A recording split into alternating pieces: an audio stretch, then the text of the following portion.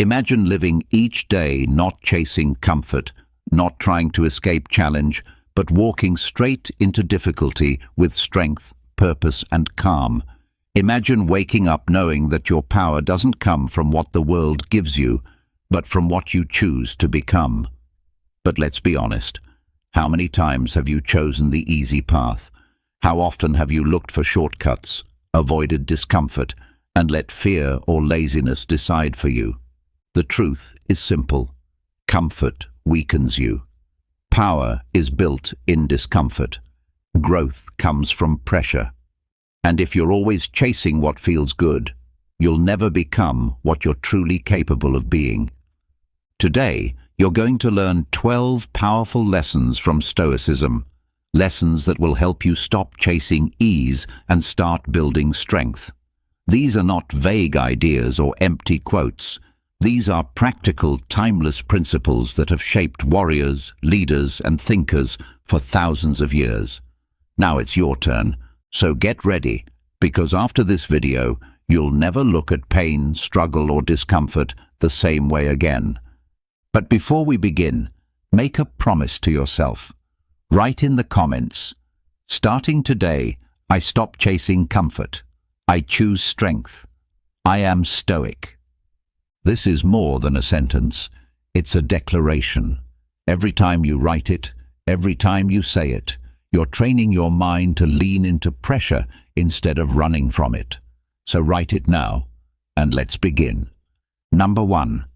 Comfort is a cognitive trap, not a reward.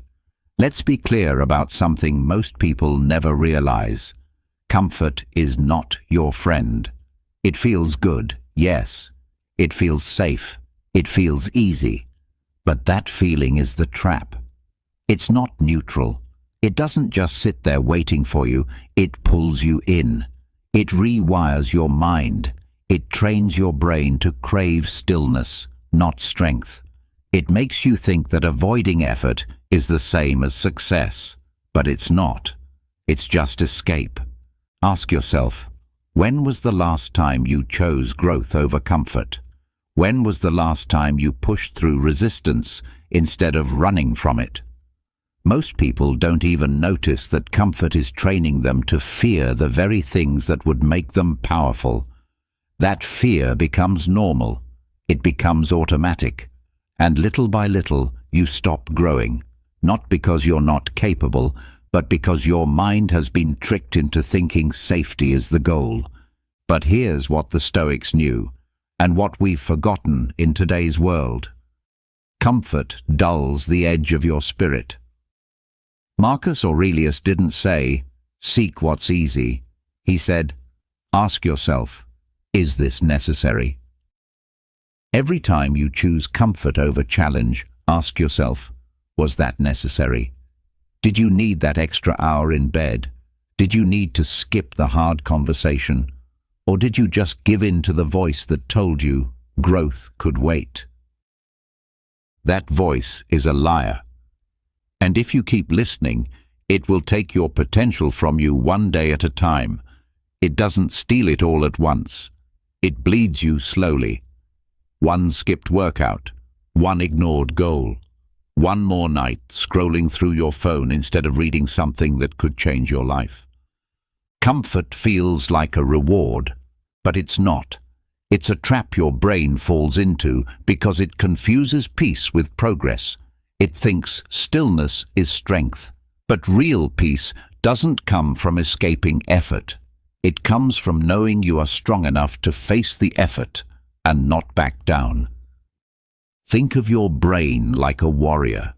If you never put it into battle, it forgets how to fight. If you always protect it from stress, it stops learning how to deal with it. And when a real challenge comes, something you can't avoid, you panic, you freeze, you fold. That's what comfort does. It weakens your ability to respond with power. The Stoics didn't run from discomfort. They welcomed it. Not because they loved pain, but because they knew pain was the path. Seneca said it clearly. It is not that we are given a short life, but that we waste a lot of it. And where is most of that life wasted? In comfort, in mindless routines, in empty entertainment, in chasing temporary ease while ignoring lasting strength. So how do you fix it? You start by calling comfort what it is: an illusion. You stop pretending it's helping you. You stop treating it like a prize. And you begin doing the hard things, not because they're pleasant, but because they shape you. They train your mind to lean into resistance. They make you stronger in ways that matter. Here's something you can try starting today. For 1 hour every day, choose discomfort on purpose. Do the thing you've been avoiding. Take the cold shower. Make the difficult phone call. Go for the run, even if it's raining. Read the book that challenges your thinking. Sit alone with your thoughts instead of numbing them with noise. Don't do it for punishment. Do it for power. Each time you do something uncomfortable and survive, your brain changes. It stops seeing effort as danger. It starts linking challenge to growth. And that rewiring, that shift, is how you break the trap. You don't escape the grip of comfort by thinking your way out. You act your way out. The Stoics practiced this. They fasted even when they had food. They wore simple clothes even when they could afford luxury. They slept on hard ground to remind themselves they didn't need softness to survive. Why? Because they understood that power comes from practice, not from privilege. And practicing discomfort made them unshakable. Ask yourself this: when life hits me hard, will I be ready? Or will I be so used to ease that I break the first time things don't go my way? The answer depends on how you live now, not when the challenge comes. You can't train for the storm in the middle of it. You train now while things are calm. You build the muscle before the weight gets heavy. So stop chasing comfort. Stop lying to yourself about what it gives you. It's not peace. It's not strength. It's not freedom. It's the slow death of your potential. From today forward, every time you feel yourself reaching for what's easy, pause. Ask yourself, is this making me weaker or stronger? Is this helping me grow or holding me back? And if the answer is weakness, choose the other path. Remember this: comfort is not your reward for working hard.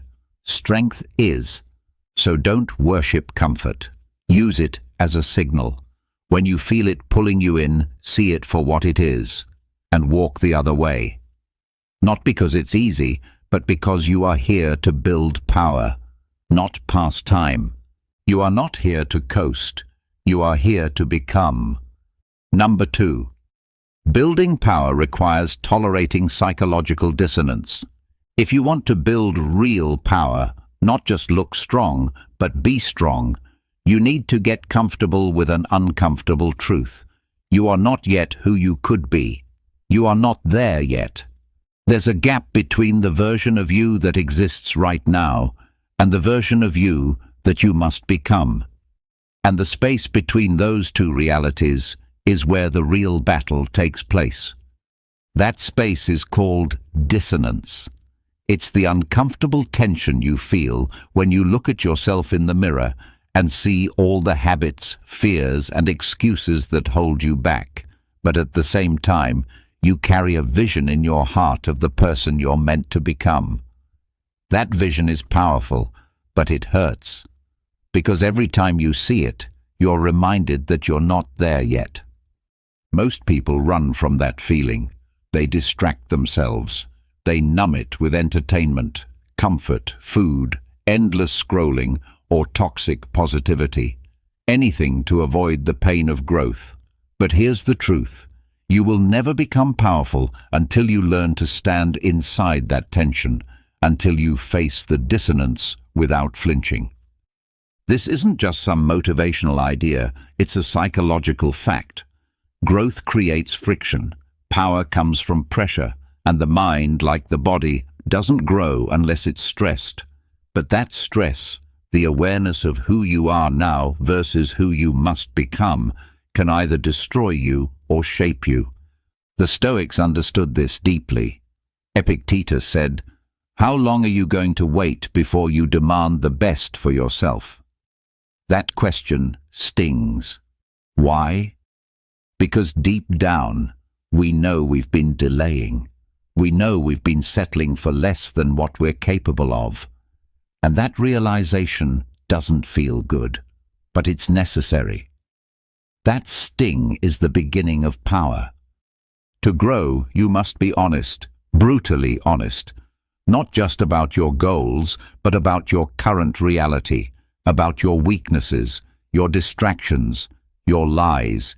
You must be able to say, "I'm not there yet, but I will be, and I am willing to face what that journey will demand from me." That's what dissonance does. It shows you the price of transformation, and that price is never small. It demands sacrifice. It demands discipline. It demands that you let go of who you are today and that you don't cling to comfort while pretending to chase greatness. But here's the key. Don't run from the pain. Learn to sit with it. Let it sharpen you. Think of it like this. Inside a forge, metal doesn't become a sword by resting. It becomes a sword by enduring fire, pressure, and repeated blows. That's how your character is forged. In the fire of contradiction, in the pain of knowing that who you are isn't good enough yet. But instead of folding, you endure. You allow that inner conflict to fuel the transformation. Every time you feel the tension between your current self and your ideal self, that is a moment of clarity. Don't ignore it. Don't push it away. Listen to it. Let it push you forward. When you say, "I want to be disciplined, but your habits are lazy," that's dissonance. When you say, "I want to be strong, but your actions are weak," that's dissonance. And instead of hiding from that, face it.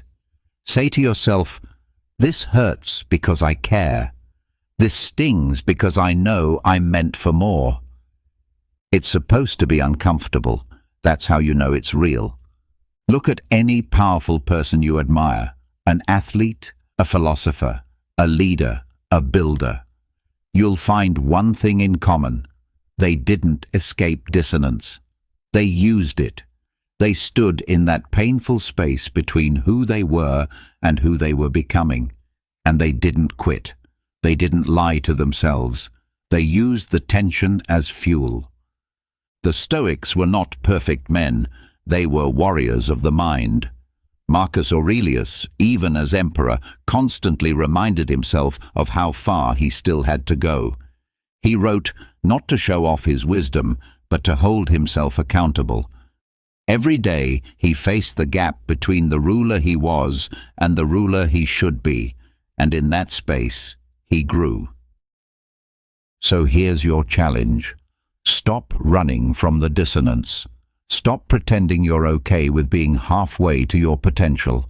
Stand in the gap. Let it burn. Let it wake you up. That pain you feel when you know you've fallen short. That's the beginning of power. Repeat this to yourself. I am not there yet, but I'm willing to do the work. I will not hide from the truth. I will hold the vision, even when it hurts. Because that's what separates the average from the powerful. The average avoid the pain. The powerful use it. You don't build strength in comfort. You build it in conflict. You don't find clarity by hiding. You find it by facing yourself. So don't fear the gap between who you are and who you must become. Live in it. Train in it. Grow in it. That's where your power begins. Number 3. Comfort breeds emotional fragility. Let's face it, life is hard. Sooner or later, pain comes. Disappointment knocks. Stress shows up. People betray you. Plans fall apart. You get sick. You lose something or someone. That's not pessimism. That's reality. The Stoics didn't fear this truth. They accepted it. They welcomed it, because they knew something most people today have forgotten. If you live your life trying to avoid hardship, you will never be strong enough to handle it when it arrives. Comfort feels good now, but it weakens you over time, and the cost is your emotional resilience. It trains you to be soft. It teaches you to avoid, not endure. And when pain finally shows up, and it always does, you don't just suffer from the problem. You suffer because you were never prepared to handle it. That's what comfort does. It erodes your emotional muscle. Slowly, quietly. It makes you fragile. The kind of fragile that breaks easily under pressure, like glass. The kind of fragile that gets overwhelmed by small things. That can't recover from setbacks. That spirals when something unexpected happens. Not because life is too hard, but because you were trained by comfort to expect it to be easy. And that's a dangerous way to live. The Stoics had a word for the mindset we need instead. They didn't just want resilience. They wanted anti-fragility. That's not just the ability to survive pressure. It's the ability to grow stronger because of it. To take the shock, the stress, the hit, and not just come out okay, but come out better. Ask yourself this. When things go wrong, do you break? Or do you build? Your answer depends on how you've been training. If you've built a life around avoiding pain, minimizing discomfort, and always chasing ease, then stress becomes a threat. But if you've trained yourself to endure, to stretch, to face the hard moments head-on, then stress becomes a teacher. You don't become emotionally powerful by escaping difficulty. You become powerful by moving through it. Think about your emotions like a muscle. If you never let that muscle be tested, if you always protect it, avoid stretching it, avoid putting weight on it, it gets weaker, not stronger. So when life finally demands something of you, you won't have the strength to lift it. Now look at people today. How many are overwhelmed by the smallest discomfort? How many panic when plans don't go perfectly? How many lash out when someone disagrees with them? How many shut down when they don't get immediate results or approval? That's not because life is harder than it used to be. It's because we've built lives where emotional ease is the default. And when ease becomes your baseline, challenge becomes unbearable. But it doesn't have to be that way. You can train yourself to become emotionally anti-fragile. You can condition your mind to see hardship not as a crisis, but as fuel. You do it by stepping into stress, not away from it. You do it by welcoming small discomforts daily so that big ones don't destroy you when they come. You start by doing what's hard when it's still optional. Wake up early. Exercise when you don't feel like it. Have the uncomfortable conversation. Say no when it would be easier to say yes.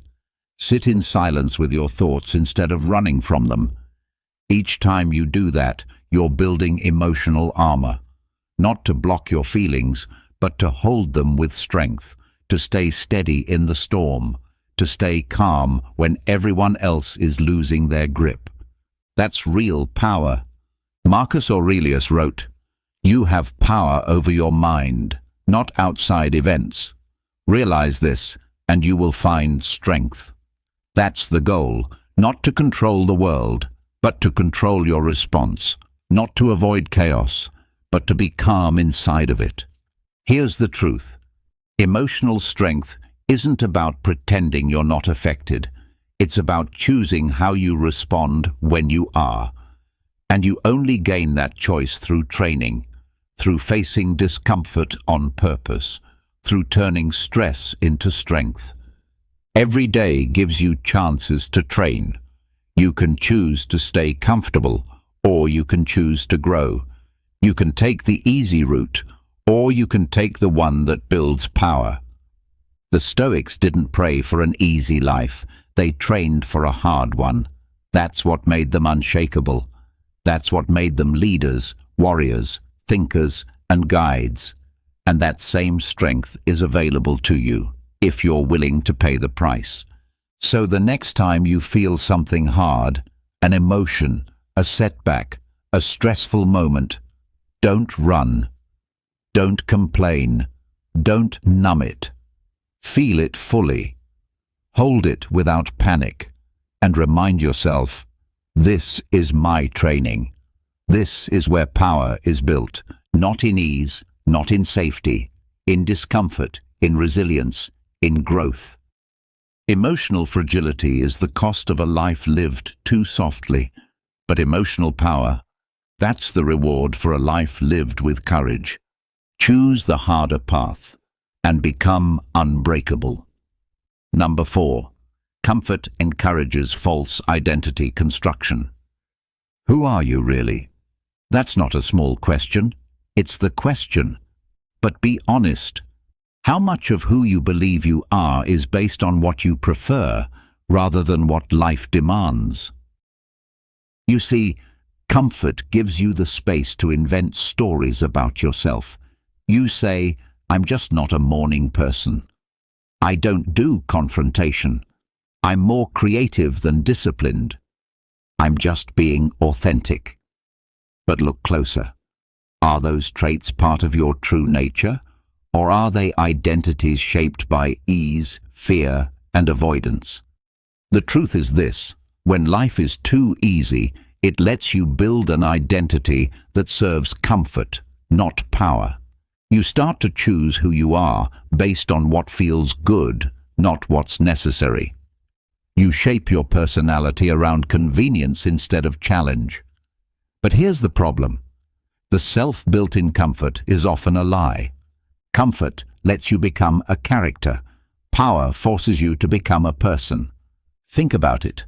When everything is smooth, you don't need to confront your limits. You don't have to take responsibility. You don't have to adapt. You can just float.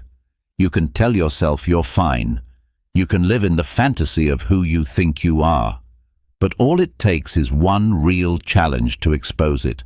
And when that day comes, when life demands something more from you, your false identity cracks. Because it was built on preference, not necessity. The Stoics knew this well. They didn't ask, who do I feel like being today?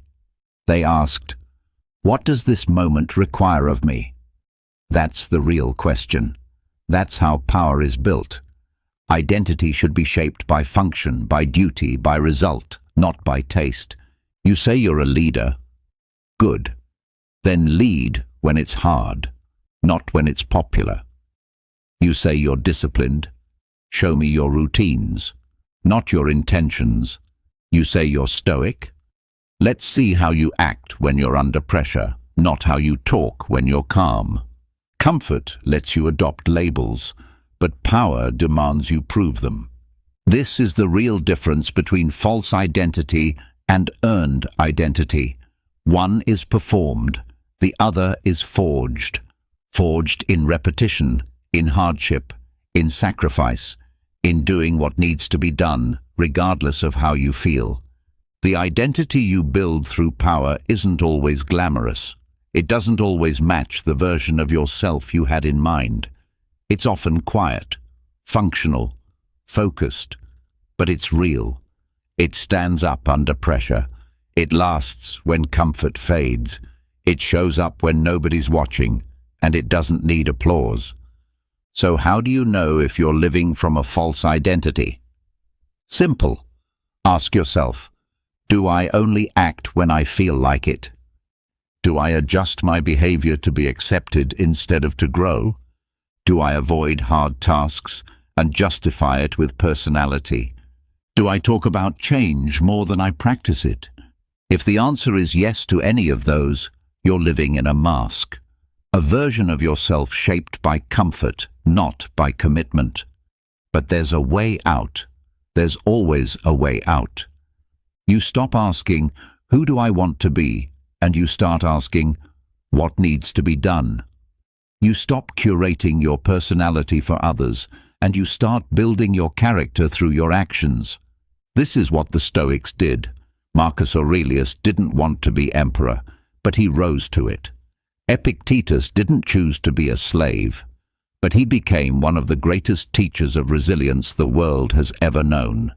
They didn't chase identity, they earned it. That's what you must do. Let go of the fantasy, let go of the image, and get serious about function. You want to be respected? Then become reliable. You want to be powerful? Then become responsible. You want to be wise? Then become disciplined in your thinking. Not once, not sometimes, but consistently, over time. That's how identity is forged. Power doesn't care what you call yourself. It only responds to results.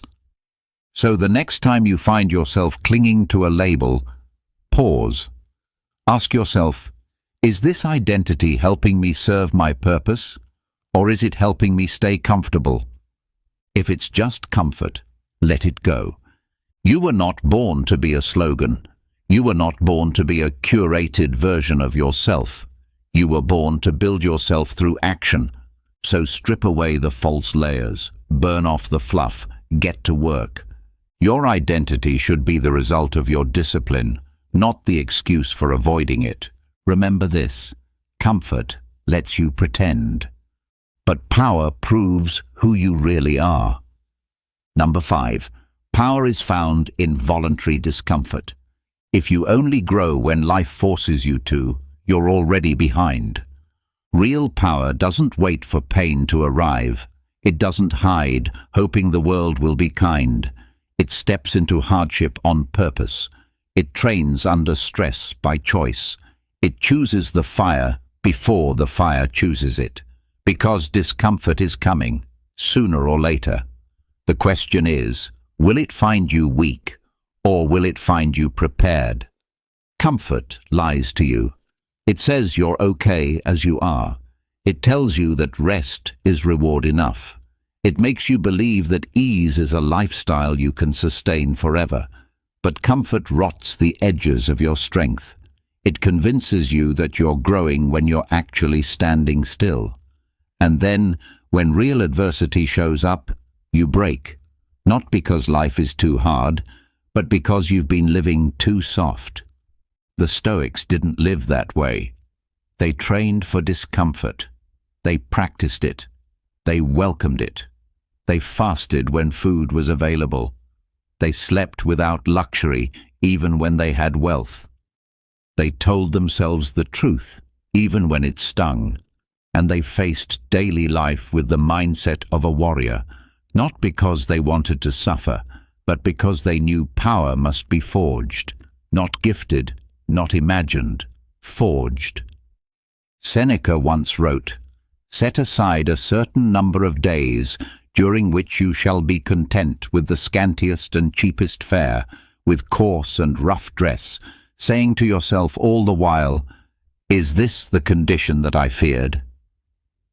That is a mindset shift most people never make.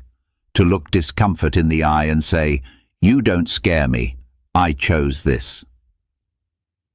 Voluntary hardship is not about proving something to others. It's about proving something to yourself. It's about breaking your dependence on ease and learning to lead your mind through pressure.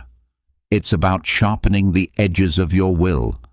The body gets stronger under resistance. The same is true of your spirit. Each time you wake up earlier than you want, each time you push through physical strain, each time you sit with emotional discomfort instead of running from it, you grow. Each moment of voluntary challenge stretches the limits of who you are. You begin to expand. Your capacity increases. You stop being ruled by your cravings and start being ruled by your principles. You begin to learn that the hardest part of doing something difficult is usually just starting.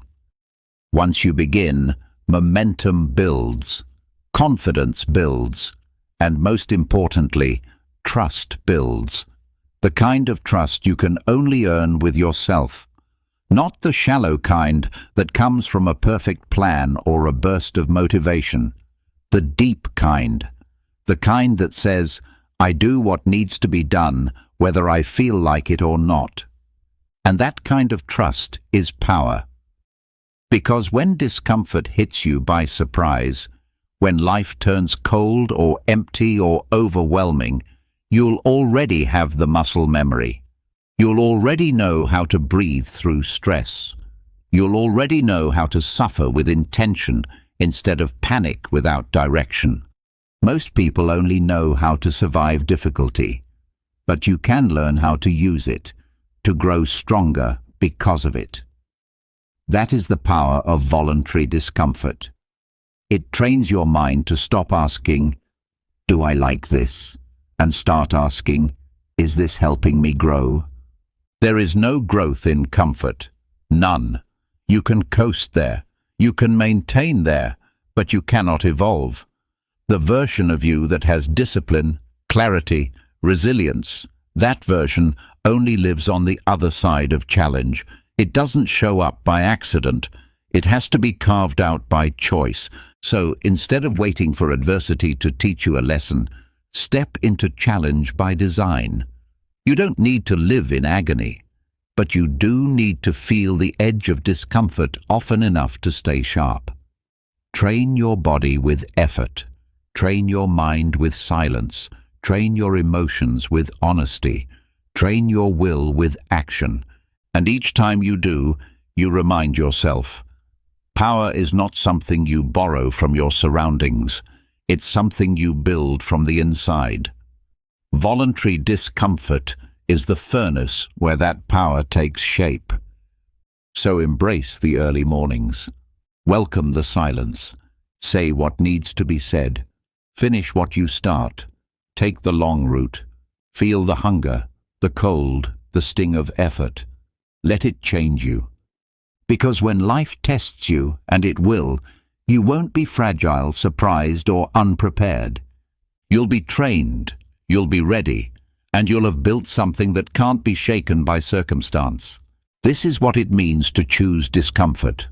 This is how you internalize strength, not for applause, not for praise, but because you understand what few people do. That power is not found in comfort. It's built in resistance, and it begins the moment you stop running from what's hard and start walking toward it. Number 6. Comfort creates echo chambers of weakness. If you're always the strongest in the room, you're in the wrong room. It's a hard truth, but an important one. Comfort doesn't just come from soft couches or easy routines. It comes from the people around you, the voices you choose to hear. And when those voices always tell you you're doing enough, when they never challenge you, when they validate your excuses, when they flatter your laziness, that's not a support system. That's a trap. Comfort creates echo chambers, and echo chambers kill growth. It's easy to surround yourself with people who never push back, people who are just like you, who think like you, speak like you, act like you. People who don't force you to level up because they're not leveling up themselves. And at first, it feels good. You feel accepted. You feel safe. You feel like you belong. But be careful. That safety has a cost. When the people around you only reinforce your current habits, your current mindset, your current pace, you stop evolving. You stop questioning. You stop pushing. You stop learning. And before you know it, you're stuck. Not because you lack potential, but because no one is challenging you to unlock it. That's what comfort does. It builds walls around you. Soft walls, quiet walls, friendly walls, but walls nonetheless. And behind them, growth withers. The Stoics didn't seek out comfort. They didn't surround themselves with yes men. They surrounded themselves with truth, with pressure, with challenge. Marcus Aurelius had teachers, philosophers, and generals who weren't afraid to correct him. He wanted to be challenged because he understood that growth comes from friction, not from flattery. If you want to build real power, you have to seek environments that humble you. You have to walk into rooms where you are not the best, not the smartest, not the fastest, not the strongest, where you are exposed, where your flaws show, where your pride burns a little. That's where growth lives. Because when you're surrounded by people who are ahead of you in some way, whether it's their discipline, their mindset, their skills, you don't stay comfortable. You stretch, you adapt, you improve. But that only happens when you're willing to leave the comfort of praise and enter the discomfort of pressure. Ask yourself this: do you choose your circle based on comfort or growth? Do you spend your time with people who inspire you to rise, or people who make it easy to coast? Are you willing to be the least impressive person in the room if it means becoming better? Too many people spend their lives building social circles that protect their ego. They don't want to feel small, so they surround themselves with smaller thinkers. They don't want to be held accountable, so they choose people who normalize their mediocrity, and then they wonder why they feel stuck, unmotivated, uninspired. It's simple. Growth demands exposure. Power demands pressure. If everyone around you is comfortable, then no one is growing, including you. But when you deliberately enter rooms where you're outmatched, when you listen more than you talk, when you observe more than you boast, when you feel the sting of inadequacy, that sting becomes fuel. It wakes you up. It shows you the gap between who you are and who you could be, and it dares you to close it. That's what powerful people do. They don't avoid the challenge. They move toward it. They don't fear being the weakest in the room. They seek it, because they know that being the weakest today is the first step to becoming the strongest tomorrow. And when you start doing that, when you willingly step into places that make you uncomfortable, when you seek mentorship, when you train with people better than you, when you open yourself to critique instead of praise, you become dangerous. Not dangerous to others, dangerous to your old self. Because the version of you that clings to comfort cannot survive that kind of pressure. It will break apart, and something stronger will be built in its place. That's how power works. It's not created in silence. It's not created in rooms where everyone agrees with you. It's created in places where your weaknesses are visible, where your ego gets tested, where your skills are sharpened by being outclassed, and your mindset hardened by refusing to quit. So, look at your environment. Look at your circle. Look at the people you listen to most. Do they challenge you or comfort you? Do they push you or pacify you? Are they calling you forward or holding you back? Because if your environment is too safe, you're not growing. And if you're not growing, you're getting weaker. So get out of the echo chamber. Walk into the storm. Find people who are ahead of you. Learn from them. Train with them. Let their strength reveal your weakness, not to shame you, but to sharpen you. That's how you build real power. One uncomfortable room at a time. Number 7. Comfort seeks to escape time. Power controls it. What do you do when you're bored? When you're tired? When you don't feel like being present? If you're like most people, you distract yourself. You scroll. You binge. You wander. You check out mentally and emotionally, because comfort doesn't want to face time. It wants to escape it.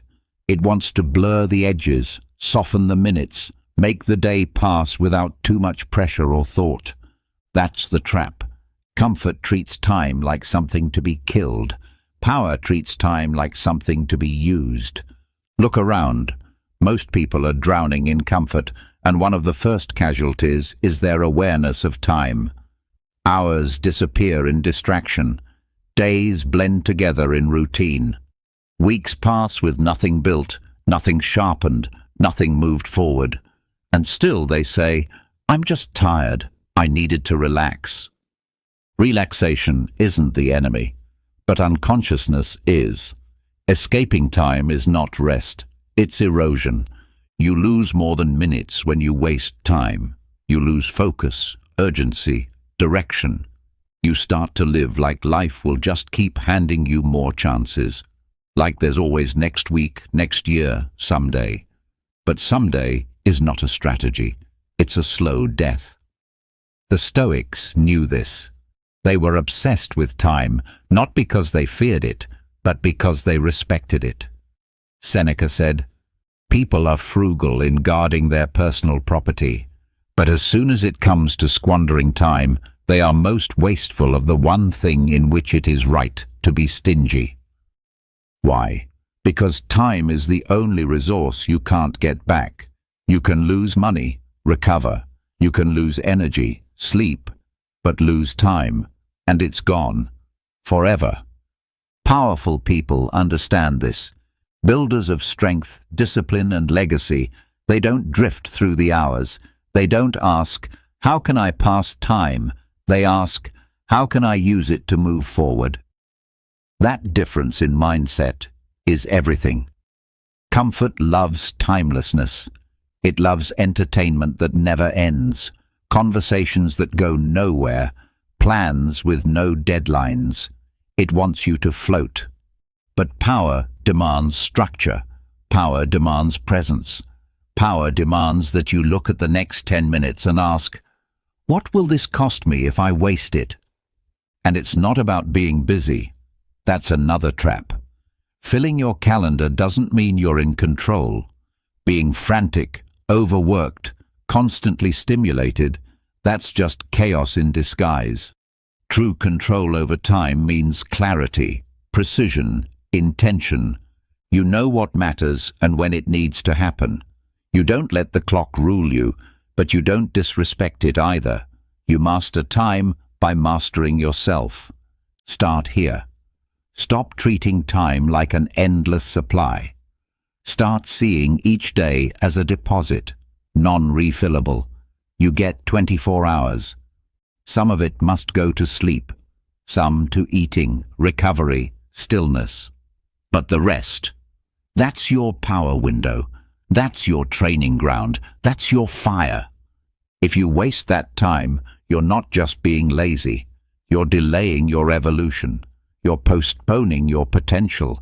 You're giving away your most valuable asset in exchange for nothing. But if you own that time, if you treat it like a weapon, then each hour becomes a tool.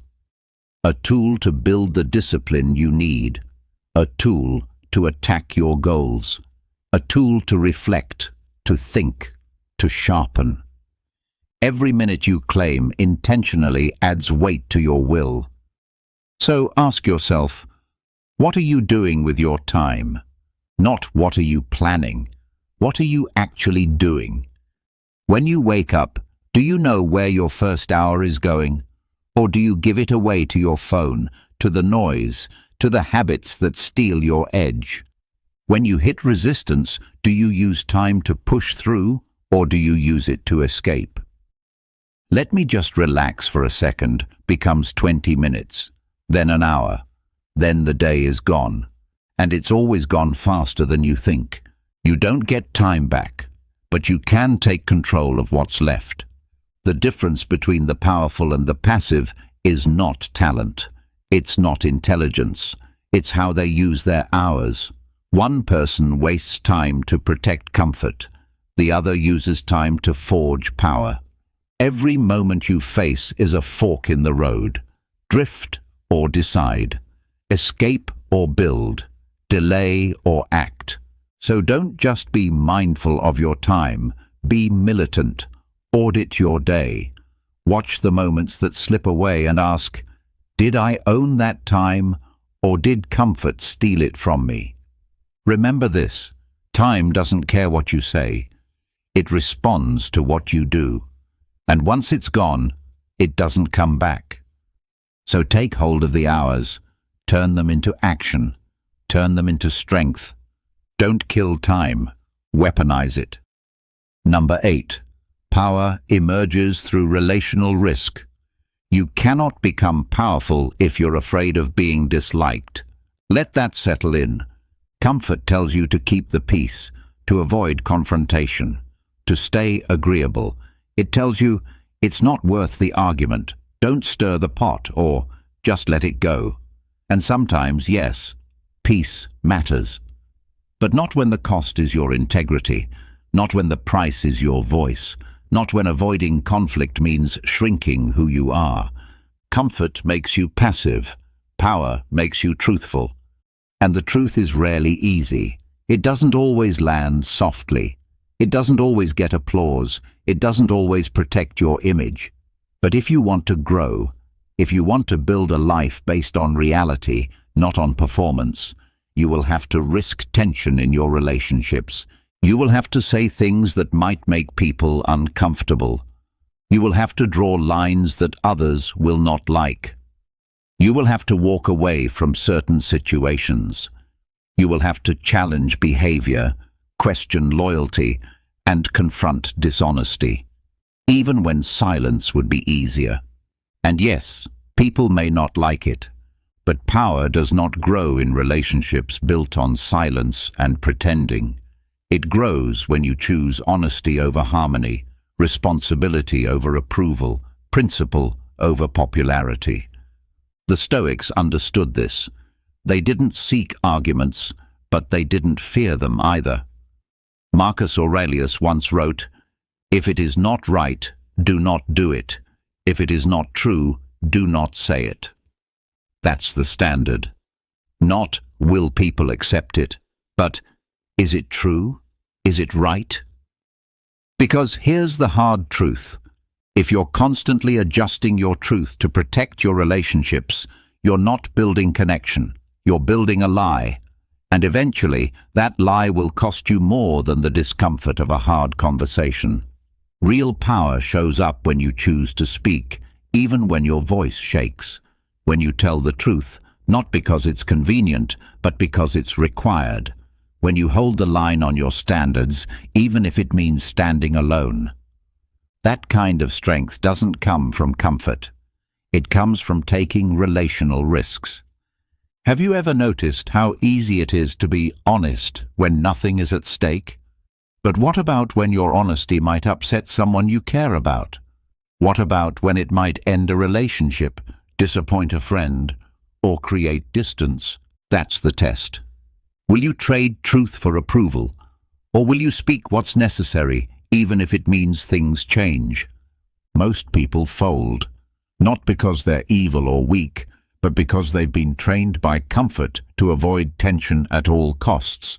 They think peace means no conflict, when in reality, peace means no lies. It's easy to get trapped in relational comfort, laughing when you want to confront, agreeing when you want to challenge, staying silent when you want to speak. But every time you do that, you lose a little power. You hand it over. You let the desire to be liked outweigh the need to be honest. And over time, you become invisible, not just to others, but to yourself. But there is another way. You can start choosing discomfort. You can tell the truth, even when it shakes the room. You can set boundaries that protect your energy and your purpose. You can say, "This is not okay," and mean it. You can risk being misunderstood if it means being real. And you don't have to do it with anger. You don't need to shout. You don't need to fight. Stoic strength is quiet, but it is unmovable. When you speak from principle, not pride, people may resist you, but they will also respect you. Some won't. That's okay. Power means knowing that not everyone can walk the path with you. Some people will fall away when you stop performing, when you stop appeasing, when you stop compromising on what matters. But what remains, what survives the tension, will be real. And you will be real. No more masks, no more filters, no more shrinking. So ask yourself, Where are you avoiding truth to keep others comfortable? Where are you staying small so someone else can stay undisturbed?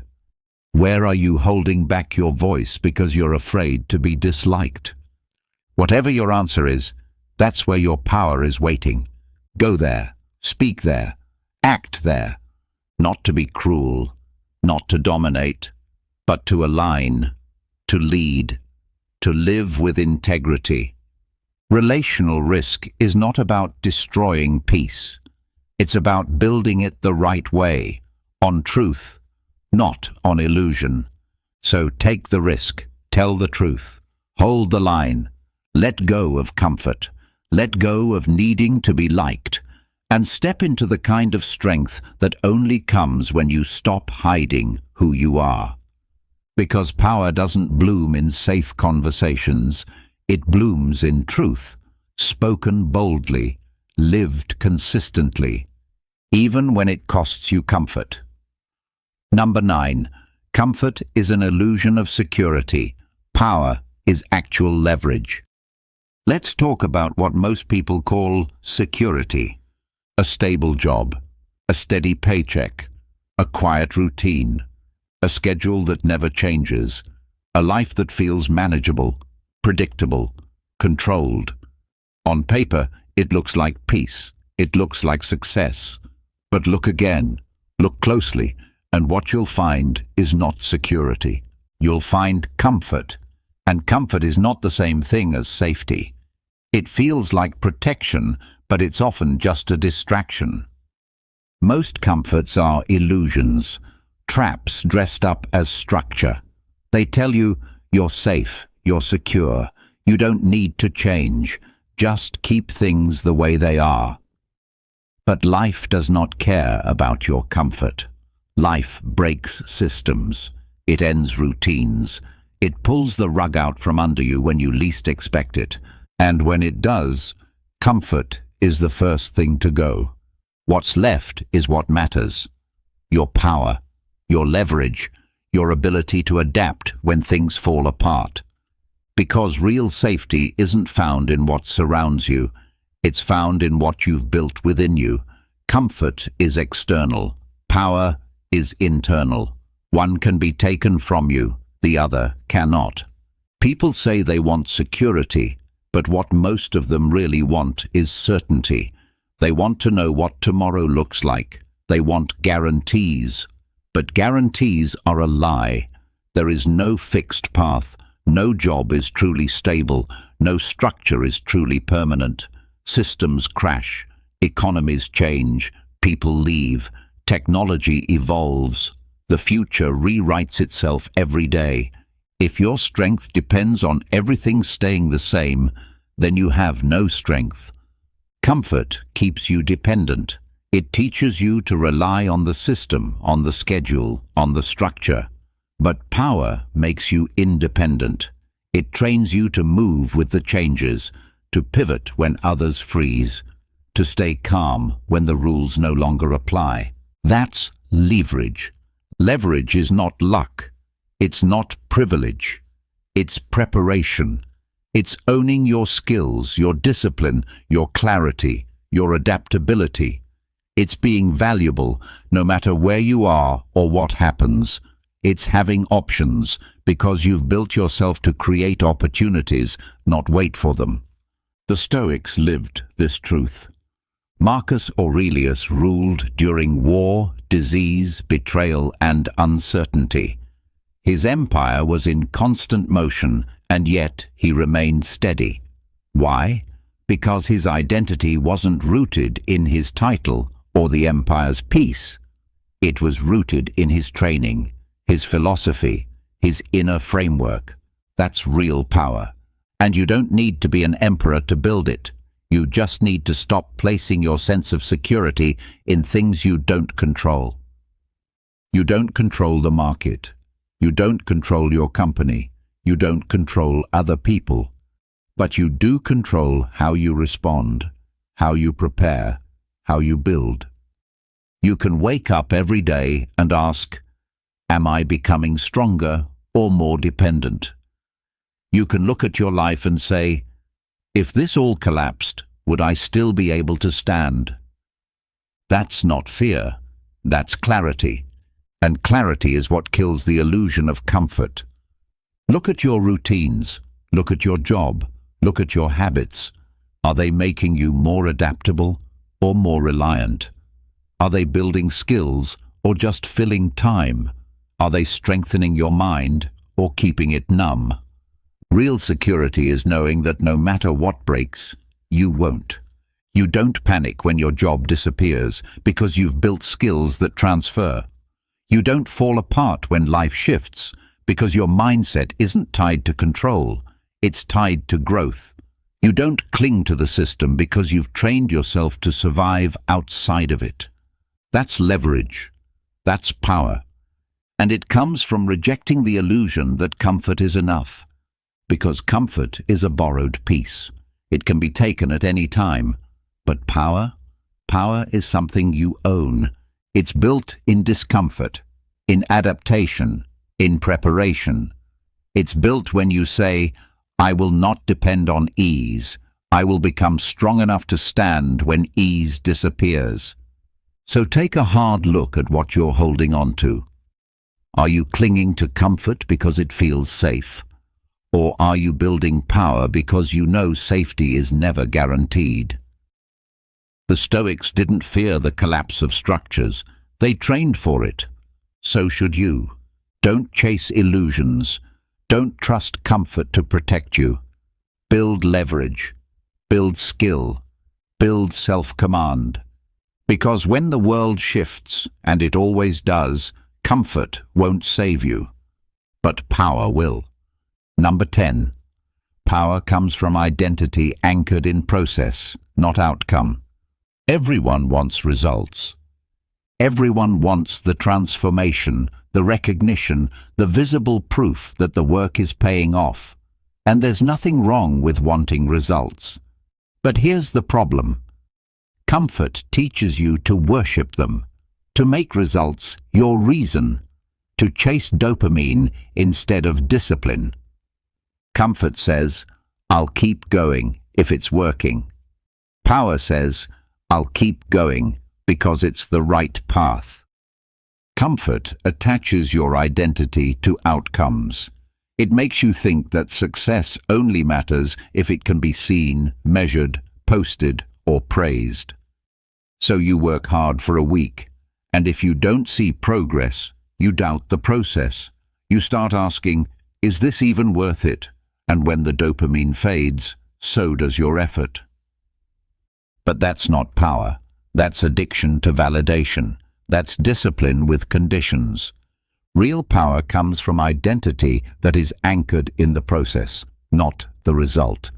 It comes from waking up each day and doing what needs to be done, even when no one's watching, even when it doesn't feel good, even when the results aren't visible.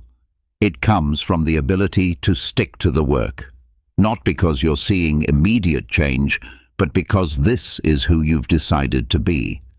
That's what separates the powerful from the passive. Comfort needs motivation. Power builds momentum. And that momentum comes from commitment. From saying, I am the kind of person who does the work, whether I feel like it or not. Not because someone told you to, not because the outcome is guaranteed, but because the process itself is where identity is formed. The Stoics lived by this. They were not obsessed with victory. They were obsessed with virtue, with showing up, with choosing excellence for its own sake. Marcus Aurelius didn't write his meditations for applause. He wrote them to keep himself on course. He trained his mind to hold fast, not because it produced quick results, but because it was the right thing to do. That's the shift you must make. Stop asking, what will I get? Start asking, who am I becoming? Because when your identity is tied to outcomes, you're always at the mercy of what you can't control: external approval, timing, circumstance, luck. But when your identity is tied to the process, you are free, you are grounded, you are consistent. The runner who shows up in the rain is not chasing weather. He's building identity. The writer who writes without inspiration is not chasing perfection. She's building discipline. The person who trains when no one's watching is not chasing attention. They're choosing mastery. This is where power lives, not in the dopamine hit of quick wins, but in the quiet decision to stay the course when no reward is in sight. You'll face days when your progress feels invisible. You'll doubt. You'll get impatient. You'll wonder if it's working. That's where most people quit.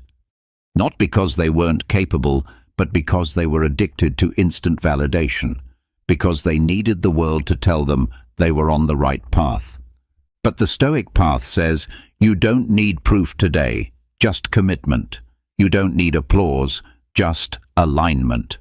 If the process is right, the result will take care of itself. And even if it doesn't look like you imagined, you'll still have built something greater, unshakable consistency, self-trust, character. So when you wake up tomorrow, don't ask how far you are from the goal. Ask, did I show up today? Did I give my full effort? Did I keep the promise to myself? If you did that, you're winning. Because every time you choose the process over the outcome, you strengthen the foundation. And when storms come, and they will, that foundation will not crack. Discipline without dopamine. That's where transformation begins. That's where most people stop, and where you keep going. Comfort says, I need a reason to keep going. Power says, I am the reason.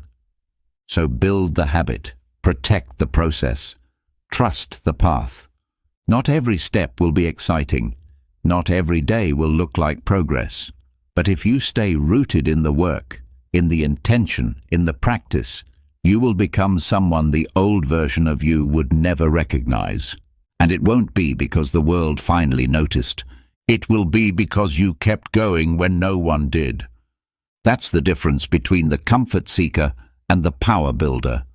One waits to feel ready. The other acts from who they've chosen to become. Be the second. Choose the process. Trust your identity to be shaped in the doing, not just the results. Number 11. Comfort dulls the intellect. Power requires mental heat. Let's talk about the mind, not just how it works, but how it grows. The mind is like a blade. If it isn't sharpened, it dulls. If it isn't challenged, it softens. And if it's constantly protected by comfort, fed only simple answers, obvious choices, surface-level thinking, it begins to atrophy, not because it's broken, but because it's bored. Comfort avoids complexity. It hates ambiguity. It wants certainty, clarity, ease. It says, just give me the headline, give me the steps, tell me what to do. And over time, this comfort becomes a cage. You stop asking deep questions. You stop thinking beyond what's immediately useful. You stop wrestling with anything that doesn't give you an instant payoff. And then you wonder why you feel lost, confused, fragile. It's not because you're incapable, it's because your mind is starving. You've been feeding it comfort, not heat. Power comes from mental rigor, from choosing to think hard thoughts, from sitting with questions that don't have easy answers, from leaning into paradoxes, into tension, into ideas that stretch your understanding and challenge your assumptions. That's where the mental fire lives, and that fire is what sharpens the intellect. The Stoics didn't avoid complexity. They didn't run from hard ideas. They sat with them, wrestled with them, journals filled with questions, contradictions, arguments. Marcus Aurelius wrote not because he had answers, but because he was seeking truth, because he knew that to lead with clarity, he first had to think with discipline. But discipline is not just about behavior, it's about thought. A powerful mind is not one that knows everything. It's one that seeks to understand, even when the truth is difficult, painful, or incomplete. Comfort says, "This is too much. I don't need to think about this." Power says, "This is uncomfortable, but necessary. Let's go deeper." We live in a world that sells easy answers, headlines, hacks, bite-sized opinions. But wisdom demands more. It demands you read slowly, think deeply, question constantly, and most importantly, it demands that you sit in the heat of uncertainty without flinching. Can you hold two conflicting ideas at the same time? Can you read something that challenges your beliefs and not reject it out of pride? Can you admit you were wrong, not just to others, but to yourself? These are not academic skills. These are power skills. They build a mind that doesn't break under pressure, a mind that can lead, decide, teach, build. And you can't develop them in comfort. Comfort gives you confirmation bias. It surrounds you with people who think like you, talk like you, vote like you, believe what you believe. And slowly your mind closes. Not because you're not intelligent, but because you've stopped allowing yourself to be tested. Power grows in the testing, so seek the heat. Read books that frustrate you. Have conversations that challenge you. Learn things you're not good at. Be a beginner again. Make yourself uncomfortable on purpose, not to prove something, but to become something. Let your mind sweat. Let it strain. Let it wrestle with the weight of complexity. Because when you train your mind in this way, when you embrace difficult thinking, you prepare yourself to make better decisions, to lead under pressure, to stay calm in chaos, to respond with clarity when everyone else is lost in noise. This is mental strength, and it is not inherited, it is forged. Forged in the fire of disciplined thought. Forged by facing the uncomfortable, by reading past the headlines, by digging beyond the surface, by asking not what feels right, but what is right. The Stoics practiced this every day. They meditated on death, on suffering, on the limits of their control. They didn't avoid the hard truths of life. They walked directly into them. Because they understood, only through confronting the difficult can we build minds that are clear, calm, and capable. So if your thinking feels foggy, if your mind feels slow or uncertain, don't escape to ease. Don't run to distraction. Find the heat. Turn your attention toward what makes you uncomfortable and stay there. Let your mind be tested. Let it burn. Let it sharpen. Because comfort may keep your mind still, but only pressure can make it powerful. Number 12. Power is the byproduct of self-dismantling. There comes a point in every journey towards strength when discipline is no longer just about habits, when structure, effort, and consistency alone are not enough. You've trained, you've pushed, you've sacrificed. But if you want to go further, if you want to become unshakable, you have to face something deeper. You have to face yourself, not the self you show the world, not the one you've curated through comfort, routine, and identity. The deeper self, the one built on stories, ego, and fear. The version of you that is still clinging, quietly, desperately, to the need for comfort, validation, and control. That version has to go. Real power, the kind that isn't borrowed, faked, or performative, only comes after you dismantle the self that craves comfort. After you break the attachments that keep you soft. After you confront the false identities that once made you feel safe. This is not easy. In fact, it's the hardest part.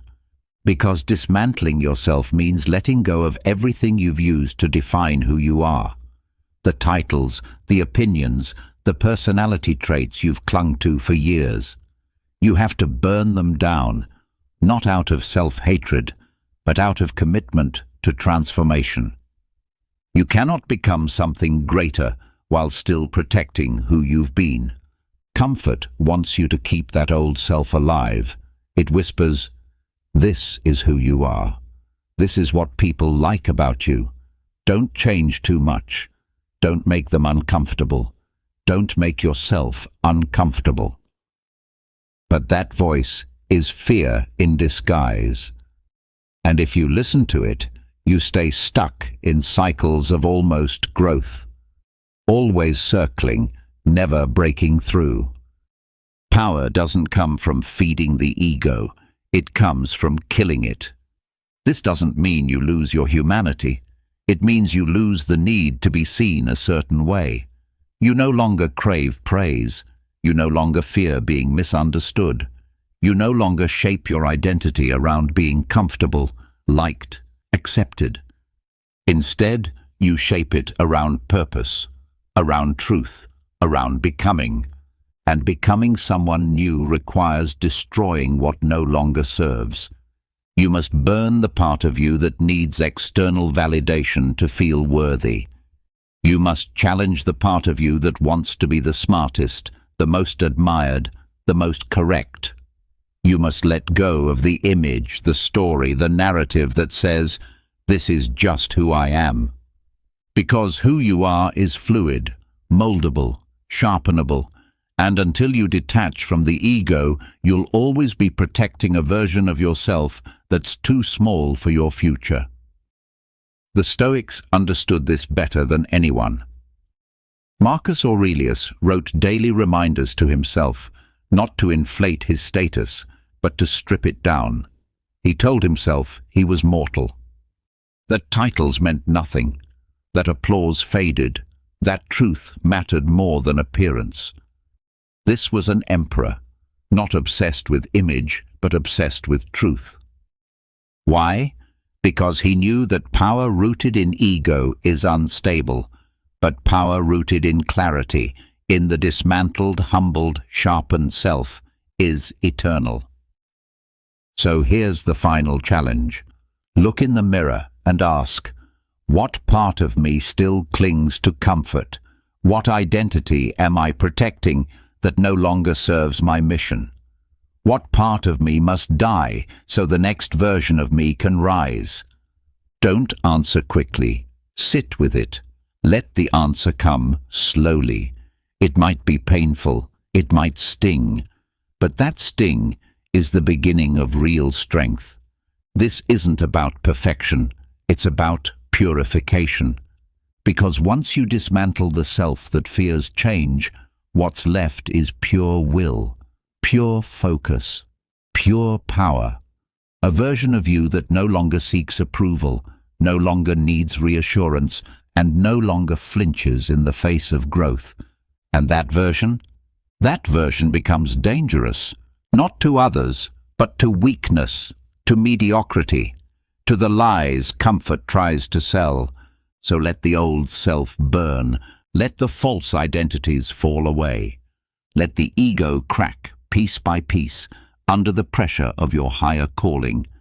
Because on the other side of that dismantling is a kind of freedom most people never taste. It is the freedom to be forged again, this time not by chance, not by upbringing, not by comfort, but by choice. And from that choice comes a self that is disciplined, grounded, and unbreakably focused. A self that does not seek comfort. A self that builds power. A self that leads from within. That is who you must become. And the path begins not with what you gain, but with what you're willing to let go. You've just been handed 12 tools, not tips, not tricks. Tools forged in the fires of ancient Stoicism, built for one reason, to break your addiction to comfort and awaken the power inside you. You now know the truth. Comfort is not your friend. It dulls your mind. It softens your body. It kills your growth. Power, on the other hand, is earned through discipline, through discomfort, through honesty, through facing who you are and deciding who you're willing to become. Get up early, say what needs to be said, enter the hard rooms, break your routines, risk disapproval, burn the version of yourself that hides behind convenience, because comfort won't save you, but power will. Now, here's your challenge. In the comments, write, "I choose discomfort. I build power. I am stoic." Don't just type it. Mean it. Let it be your new contract with yourself. Let the world know you're not here to coast. You're here to forge something greater. And if this message lit a fire inside you, subscribe to the channel. Because this isn't motivation. It's a movement. And you just stepped into it. Have you ever been ghosted? You thought everything was going great, but suddenly she disappears without a trace, leaving you hanging and wondering what went wrong. Or maybe she's acting hot and cold. One day she's all over you. The next, complete radio silence. It's maddening, isn't it? Let me be brutally honest with you. Women are playing games.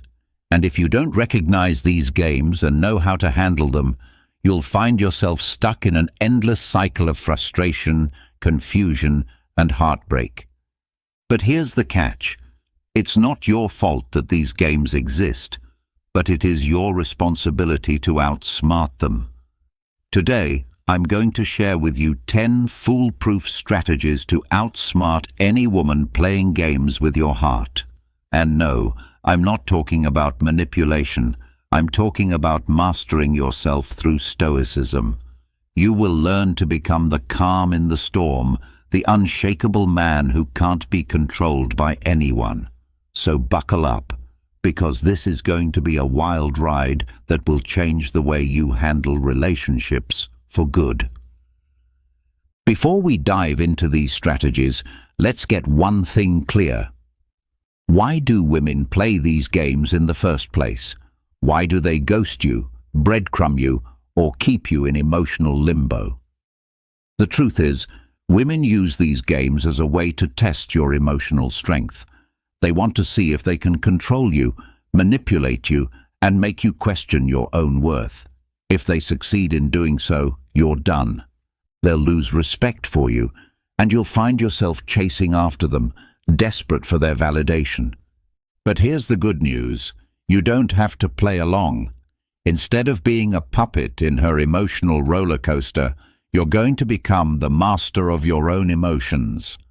Through Stoicism, you'll learn how to remain calm, collected, and in control, no matter what game she tries to play. This isn't just about winning with women. It's about taking control of your life. It's about refusing to let your emotions be manipulated and standing tall as a man who knows his worth. So, if you're tired of being played, done with the emotional games, and ready to take your power back, stay tuned. These 10 Stoic strategies will change your life. The first strategy is about detaching emotionally and stopping the reactive behavior that most men fall into. Detachment doesn't mean you don't care. It means that your emotions no longer control you. You are no longer reactive. Most guys freak out when a woman pulls away or starts acting distant. They become anxious, overthink the situation, and try to fix things. But here's the truth. Women are testing you. They want to see how easily you crack under pressure. When you chase after them, desperate for their attention, you fail the test. Instead, you need to remain emotionally detached. Whether she's texting you every 5 minutes or ghosting you for a week, your emotional state should remain unchanged. Stay calm, stay centered, and don't let her games sway you. The more you practice emotional detachment, the more attractive you become. Women are drawn to men who can stay composed because it shows strength, and strength is what makes you irresistible.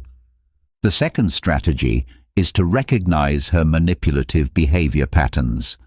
Women are creatures of habit, and once you start paying attention, you'll begin to notice patterns in their behavior that you didn't see before. Why is this important? Because patterns reveal intent, and once you can recognize the pattern, the game becomes predictable. When something becomes predictable, you can easily outsmart it. One common pattern you'll likely notice is hot and cold behavior. One day she's texting you non-stop, saying how amazing you are and hinting at future plans together. The next day, nothing. Crickets. She suddenly acts distant, busy, or like she doesn't care. It's maddening, right? This is the classic push-pull strategy. Women use this to see if they can get you to chase after them. If you fall for it and start blowing up her phone, asking if everything is okay, or if you did something wrong, you're playing right into her hands. Here's what you need to do. Recognize this as a test of your emotional control. She wants to see if she can get a reaction out of you. Most guys fail this test because they panic and chase harder. But not you. You're going to stay calm and composed and let her come to you. When you don't react to her hot and cold behavior, you flip the script. Suddenly, she's the one chasing you, wondering why you didn't fall for her game.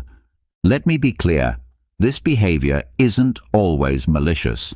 Sometimes women do it subconsciously to test your confidence without even realizing it. But whether it's intentional or not, the result is the same. You need to stay emotionally grounded and unshakable. Another pattern to watch out for is breadcrumbing. This is when she gives you just enough attention to keep you interested, but never fully commits. You might get a flirty text here and there, or she might agree to hang out, but there's always a sense of ambiguity and indecision. This behavior is designed to keep you on edge, always hoping for more, but never fully receiving it. Recognizing these patterns and responding with emotional detachment and strength will help you break free from this cycle and take control of your emotional life. By learning to recognize these behaviors and mastering your own emotional response, you'll transform your relationships and become a man who's unshaken, in control, and immune to the emotional games that many women play.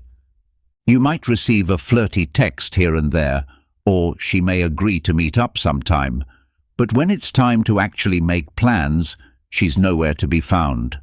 This behavior is a strategy designed to keep you emotionally hooked, investing your time and energy without giving you any real commitment in return. How do you handle breadcrumbing? The key is to call it out calmly, without anger or emotional investment. You could say something like, "Look, I'm not here for half-hearted attention. If you're not interested in spending time together, that's fine, but I'm not going to wait around." The important thing is that you're not angry, not emotional, and definitely not chasing after her. By setting this boundary, you make it clear that you have standards and won't settle for less than you deserve. Setting firm boundaries is essential to commanding respect. The truth is, if you don't establish boundaries early in a relationship, you're signaling to her that it's okay for her to walk all over you. Many men fear setting boundaries because they worry it will scare women off, but women actually crave boundaries because they show self-respect. A man who respects himself earns the respect of others, including women. Setting boundaries isn't about controlling her actions. It's about communicating your needs to feel respected in the relationship. For example, if she's constantly canceling plans last minute or leaving you hanging without any explanation, you don't ignore it or let it slide. Instead, you address it directly and calmly, saying something like, "I've noticed you've been canceling a lot lately, and I value consistency. If you're not interested in making plans work, that's fine, but I'm not okay with this back and forth." You're not attacking her, not accusing her, but simply stating your boundary. When you communicate this with self-respect, you're forcing her to either step up and respect you or move on. Either way, you're protecting your emotional energy. Now, imagine you're in a situation where a woman flirts with other guys in front of you, perhaps trying to make you jealous or test how much you care. Most men either blow up and get angry or stew in jealousy. But you calmly pull her aside and say, "Look, I'm not into games. If you're interested in other guys, that's fine, but I'm not sticking around for that." You're setting a boundary, leaving it up to her to decide whether she'll respect it. If she doesn't, you walk away. When it comes to mind games, nothing is more powerful than staying calm under pressure. Women often test men to see if they can provoke them emotionally. They might talk about their ex, flirt with other guys, or make passive-aggressive comments to see how you'll react. It's a classic tactic designed to push your buttons, and most men take the bait. But not you. You'll handle these situations like a Stoic. When she starts pushing your buttons, you remain calm, composed, and completely unbothered. Here's why this works. When you refuse to react, you completely disarm her. She expects you to blow up, get jealous, or argue. But when you stay calm, you send a clear message that she can't control you. Let's take an example. Imagine she brings up her ex during a conversation, saying something like, "My ex used to take me to this amazing restaurant," or "I had so much fun with my ex last summer." She's trying to get a rise out of you, to make you feel insecure or jealous. Most guys would respond by saying something like, "I don't want to hear about your ex," or "Why are you still thinking about him?" But not you. You stay calm and respond with something like, "That's cool, I'm sure he was a great guy." By doing so, you're not giving her the reaction she's looking for, and that makes you unpredictable. In another scenario, imagine she flirts with another guy in front of you, maybe in a group setting. Most men would start to fume, either trying to outdo the other guy or getting angry at her for disrespecting them. But a Stoic man remains calm. Even if it stings a little inside, you don't engage in competition. You simply observe and show her that you're not threatened. If she's doing this to get attention from you, your calmness will make her wonder why you're not reacting. That's when the power shifts back to you. The key here is to never let your emotions control your actions. When you stay calm under pressure, you show her that you're not easily shaken, and that makes you incredibly attractive.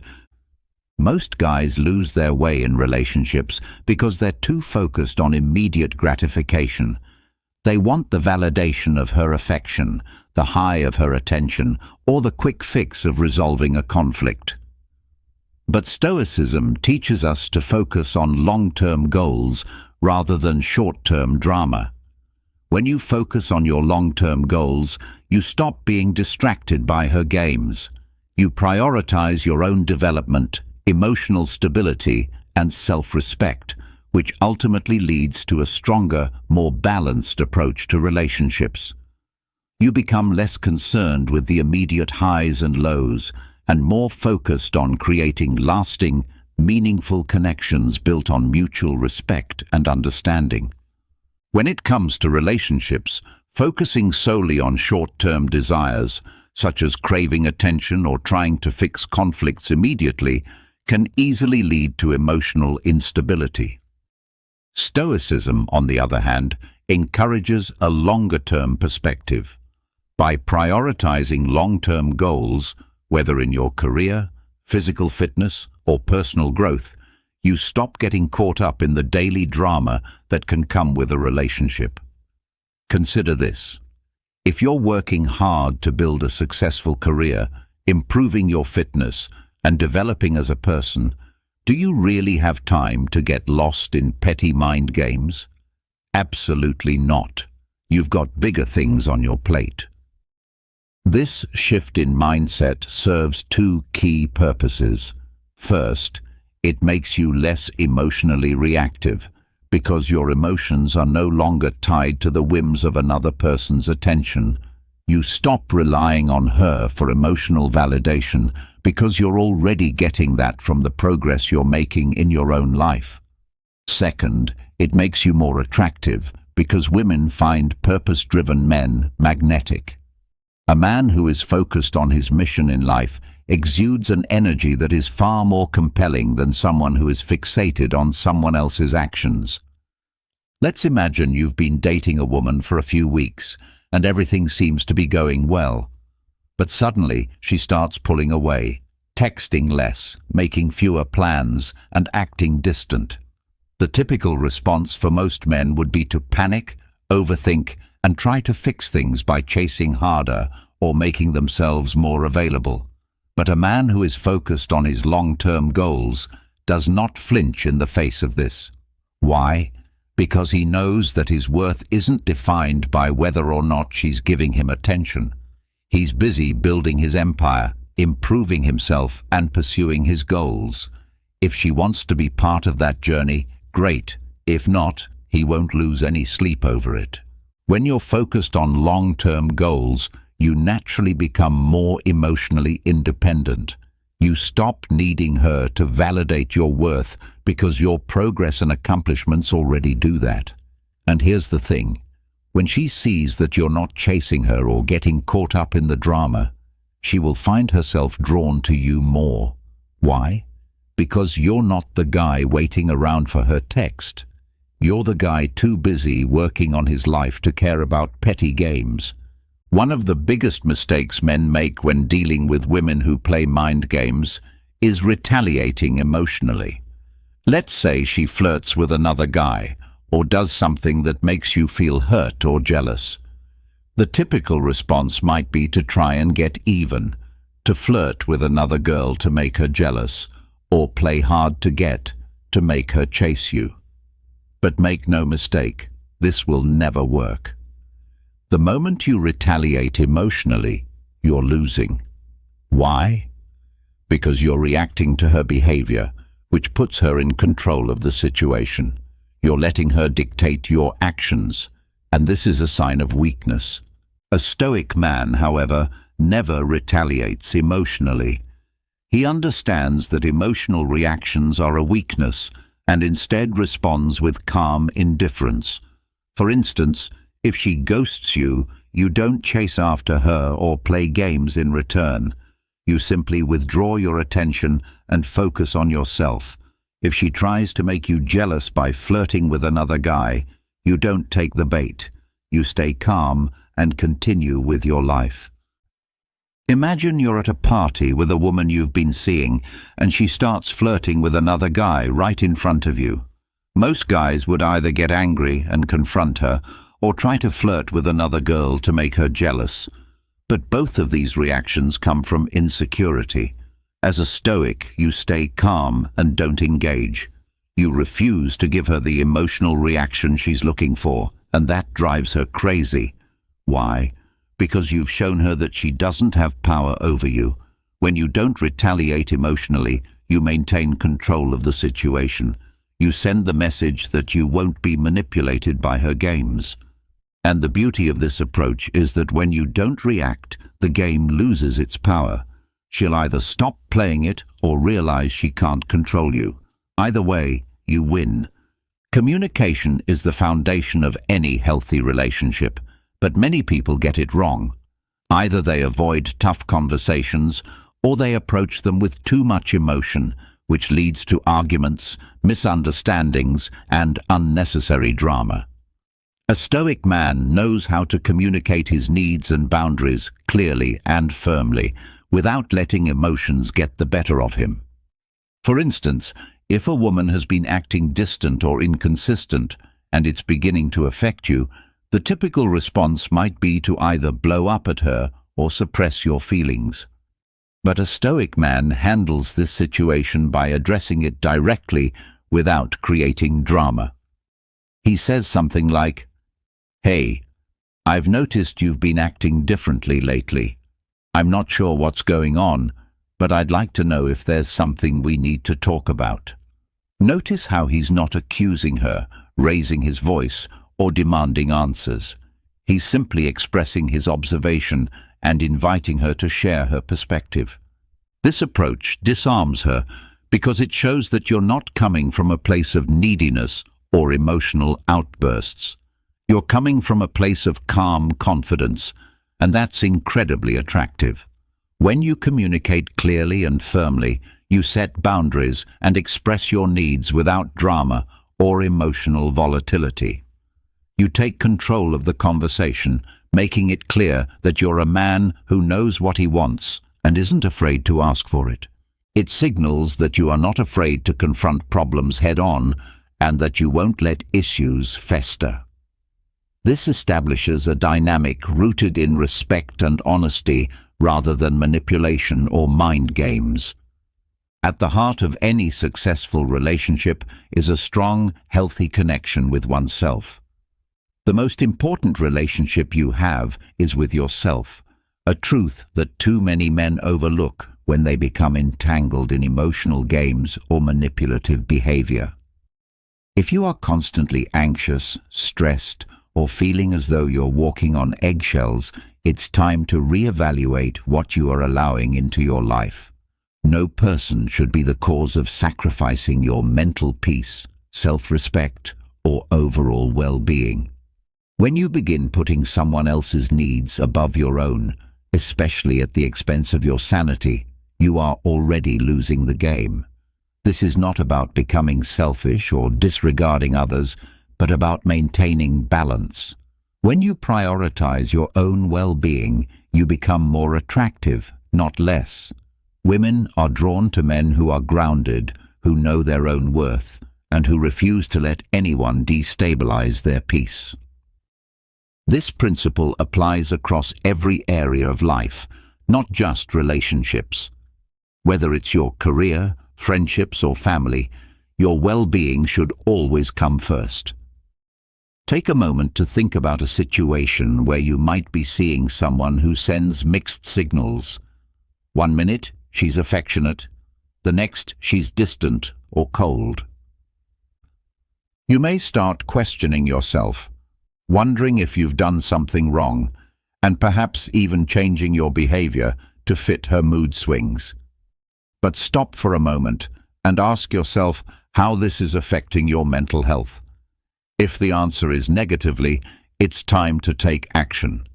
You need to step back, withdraw your energy, and refocus on what makes you feel good, whether that's hitting the gym, working on your personal goals, or spending time with supportive friends.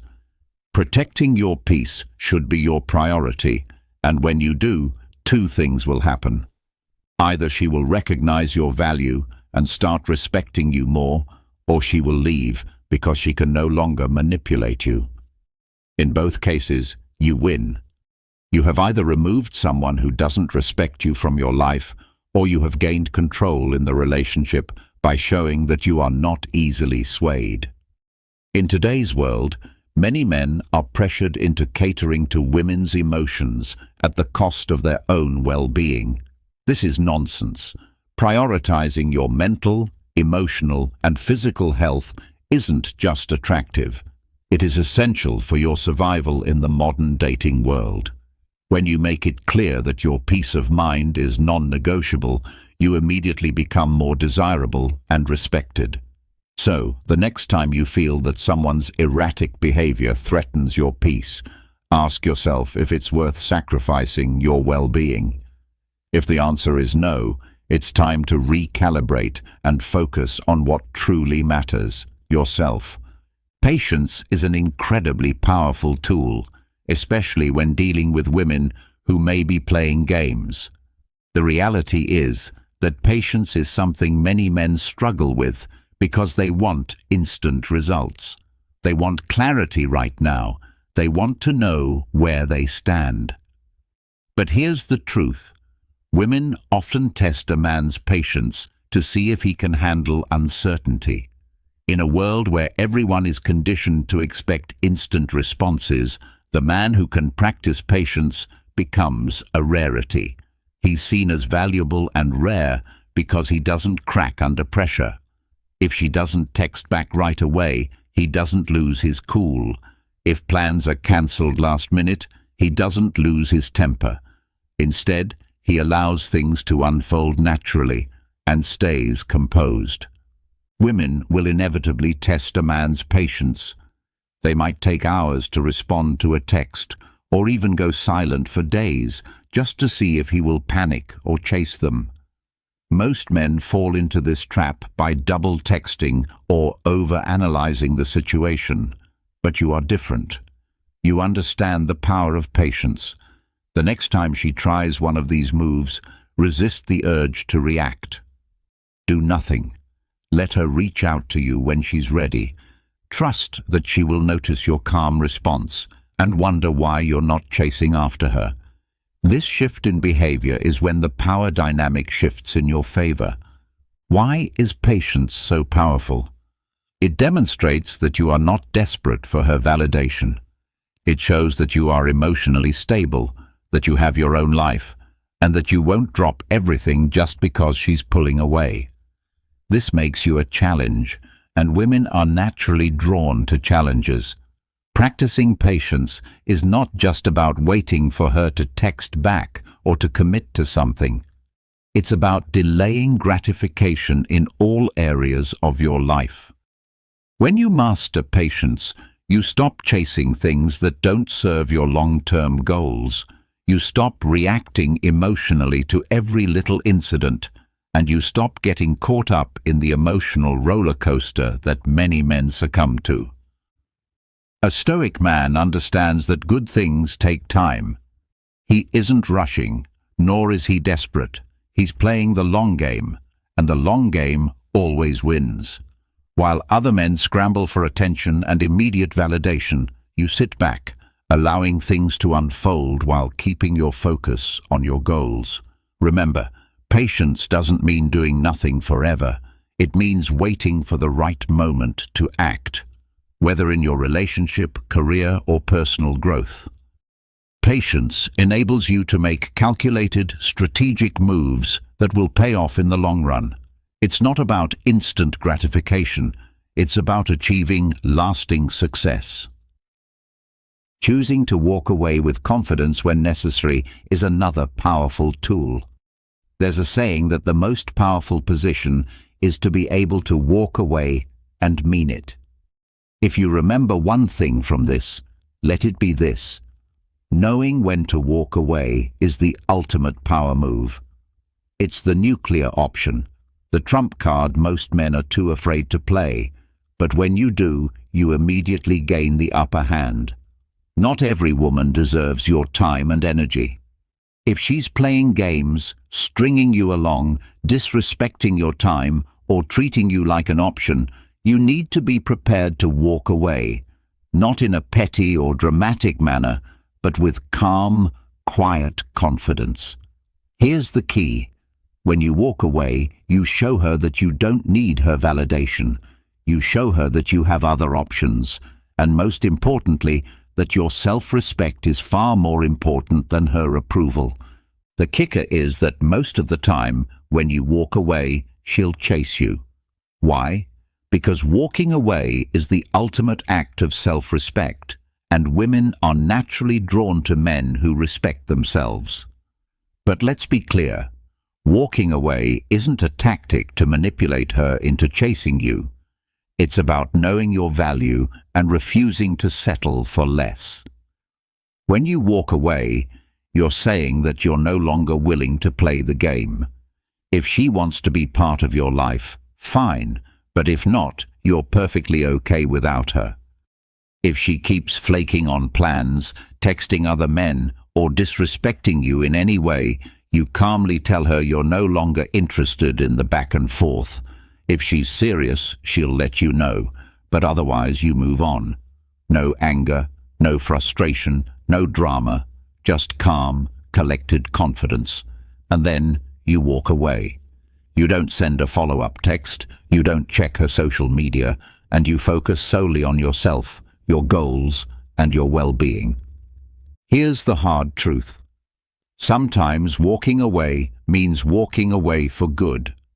There will be times when she won't chase you and she won't come back, and that's okay. By walking away, you've already won. You've maintained your dignity, your self-respect, and your peace of mind. And trust me, those things are far more valuable than any fleeting relationship. Why is this so powerful? Because most men are afraid to walk away. They fear losing her or being alone. But when you walk away, you're saying you're not afraid. You know your worth, and you won't settle for less. That level of confidence is rare, and it's magnetic. The best part is that when you walk away, you free yourself from the emotional games. You take back control of your life, and you stop letting someone else dictate your happiness or self-worth. That, my friend, is true power. Now, in conclusion, it's time to take back your power and control your life. You have it. These 10 powerful, practical, and life-changing ways to outsmart any woman who's playing games with your heart are more than just strategies for relationships. They're strategies for life. When you practice emotional detachment, set boundaries, stay calm under pressure, prioritize your well-being, practice patience, and know when to walk away, you become unstoppable. But let me emphasize this. This isn't about manipulation or tricking women. It's about mastering yourself. It's about becoming a man who is in control of his emotions, his time, and his life. When you become that man, you will naturally attract women who respect you, value you, and don't play games. But understand, this is just the beginning. These strategies will set you on the path to becoming the best version of yourself, but the work doesn't stop here. Keep growing, keep learning, and keep applying these principles in every area of your life. If you found value in this video, please support the channel by joining the channel memberships or subscribing. Either way, it helps us continue bringing you valuable content and ensures this information is accessible to as many men as possible. Let's create a community of men who refuse to be manipulated and who take control of their lives. Imagine what it would feel like to live without being dependent on anything or anyone for your emotional stability. Imagine being able to maintain your peace without erupting in anger, without losing control, and without letting someone's words or actions have the power to shatter your mood. It may sound impossible, doesn't it? But that's not what I'm here to talk to you about today. What I want to share with you will completely shift the way you view life, not through magic, and certainly not through shallow, positive thinking, but through practical wisdom. This is the same kind of wisdom used by the great Stoic philosophers, Marcus Aurelius, Seneca, Epictetus, who faced life's storms without ever letting go of their calm. Think back to the last time you got upset. Maybe someone disrespected you, broke your trust, or maybe it was something as simple as heavy traffic that triggered your frustration. What if I told you that all that anger you felt was actually a choice? Yes, a choice. And if you take to heart what I'm about to teach you, you'll find yourself no longer reacting in those same old ways. But there's a secret, a core principle that shifts everything. In this video, I'm going to walk you through that principle step by step. But before we dive in, I want you to take one small but powerful action. Go down to the comment section and write, "I will never again get angry at anything or anyone." This single act marks the beginning of a real transformation. It's the moment you commit, not to me, but to yourself. So let's begin. The first strategy is to accept the flow of life. Life is always moving, like a river with its rises and falls, moments of serenity and moments of storm. The Stoics teach us that when we fight against what's already happening, when we resist the inevitable, we only cause ourselves unnecessary suffering. Why is that? Because resistance places you in a battle you've already lost. On the other hand, acceptance allows you to embrace life as it is, not as you wish it were. Acceptance doesn't mean giving up or becoming passive. It means recognizing that while you may not have control over external circumstances, you always have control over how you respond and what actions you take. When you fully embrace this mindset, you stop burdening yourself with frustrations that don't serve you. Picture yourself facing an unexpected problem. You can waste energy wondering, why me? Or you can shift your focus to, what can I do right now? Acceptance offers mental clarity, helping you make better decisions and freeing you from emotional suffering. It also involves recognizing that everything in life is temporary. Neither happiness nor sadness lasts forever. This deeper understanding helps you savor the good times without clinging to them, and approach the difficult times knowing they too shall pass. To live in the flow of life is to find peace amid change, understanding that you always have the power to choose how you move forward. The second strategy is to stop judging others. Judging people is like carrying around a heavy backpack filled with stones that don't belong to you. The Stoics remind us that most of our judgments are not really about other people. They're reflections of our own unmet expectations, insecurities, or misunderstandings. Every time you criticize or label someone, you're stepping away from the path of your own personal growth. Think about it. Someone does something that annoys or confuses you. Instead of rushing to judge, pause and ask yourself, do I really know their full story? Do I know what struggles they're facing internally? Most likely, you don't. And adopting this perspective allows you to respond with empathy rather than criticism. Letting go of judgment doesn't mean you excuse harmful behavior. It means you understand that people's actions say more about them than they do about you. This shift in perspective not only brings emotional relief, but also improves your relationships. And here's something powerful. When you stop judging others, you also let go of the fear of being judged yourself. The weight of constantly seeking approval lifts, and with that freedom comes inner peace. Rather than spending your energy criticizing others, use that energy to reflect on how you can grow and improve. We are all imperfect. We are all learning. And when you choose compassion over criticism, you contribute to a more understanding world and release yourself from emotional burdens you don't need to carry. It's in this act of letting go that you find true serenity and clarity to focus on what really matters. Before we continue, I'd truly appreciate it if you could like and share this video so it can reach and help even more people. And if you don't want to miss out on future insights like this one, make sure to subscribe and turn on the notification bell. Now let's move to the third strategy. Control your mind. Your mind can be your strongest ally or your worst enemy. It all depends on how you train it. The Stoics deeply understood this. Everything begins in the mind. What you think shapes how you feel, and eventually how you act. If you don't take the reins of your own thoughts, your mind will quickly become overrun with distractions, anxieties, and negativity that dominate your experience. Controlling your mind doesn't mean trying to forcefully block out every unwanted thought. It means learning to guide them. One essential practice is mindful observation. When a negative thought comes up, don't feed it, don't merge with it. Step back, observe it without attachment, and let it pass like a cloud in the sky. Meditation is a powerful way to strengthen this skill.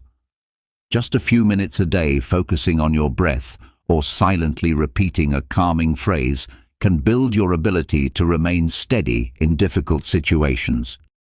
This simple habit enhances your mental strength, allowing you to stay grounded even when life throws challenges your way. By learning to observe your thoughts without being controlled by them, you gradually develop a deeper inner peace. You no longer react impulsively. You respond with awareness. And that is the essence of true emotional mastery. This journey is not about perfection. It's about progress. It's about choosing understanding over anger, peace over judgment, and awareness over reactivity. The more you live by these principles, the more freedom you will experience, not just from others, but from your own internal storms. And that, my friend, is how you begin to live with real strength and serenity. Facing challenging situations while learning to train your mind to focus on what truly matters helps you avoid distractions and boosts your productivity. Another key principle from Stoic philosophy is the importance of questioning your thoughts. Not everything that runs through your mind is a reflection of truth. When you catch yourself expecting the worst or worrying about things outside of your control, take a step back and ask yourself, is this thought helping me or harming me? More often than not, you'll discover that you can replace that thought with one that is more constructive and positive. When you gain control over your mind, you also take command of your emotions and reactions. Regardless of what's happening around you, you will always have the power to remain calm and stay focused. Remember, mastering your mind is the foundational step to mastering your life. Another powerful strategy is to let go of the illusion of a perfect world. The world isn't perfect, and expecting it to be will only lead to constant frustration. The Stoics understood that mistakes, setbacks, and difficulties are not only inevitable, but an essential part of human existence. When you stop resisting this truth, you unlock a deep and endless reservoir of peace and clarity. Picture a moment when someone makes a mistake that negatively affects you. Your initial response might be anger or disappointment. But what if you saw that mistake instead as a chance to practice patience and compassion? This shift in perception doesn't just lighten your emotional burden, it also deepens and strengthens your relationships. Accepting imperfection also involves surrendering the need to control everything. No one has the power to eliminate every problem or ensure that things always go according to plan. Rather than wasting energy trying to change what cannot be changed, focus on what you can control, your mindset and your choices. Acceptance does not mean giving up or settling. It means choosing to improve yourself and your world without the unrealistic expectation that everything must be flawless. The real lesson is in finding peace amidst imperfection, both in others and within yourself. When you embrace this mindset, you free yourself from chronic frustration and the stress of impossible standards. In its place, you gain the ability to enjoy the present and meet life's challenges with wisdom and composure. Another transformative Stoic strategy is to take full responsibility for your emotions. Your feelings are not caused by other people or external circumstances. They arise directly from how you interpret and react to those situations. This Stoic teaching is powerful because it hands control of your emotional life back to you. Instead of placing blame on others or events, it encourages self-reflection and personal responsibility. Imagine someone says something hurtful to you. In that moment, you have two choices.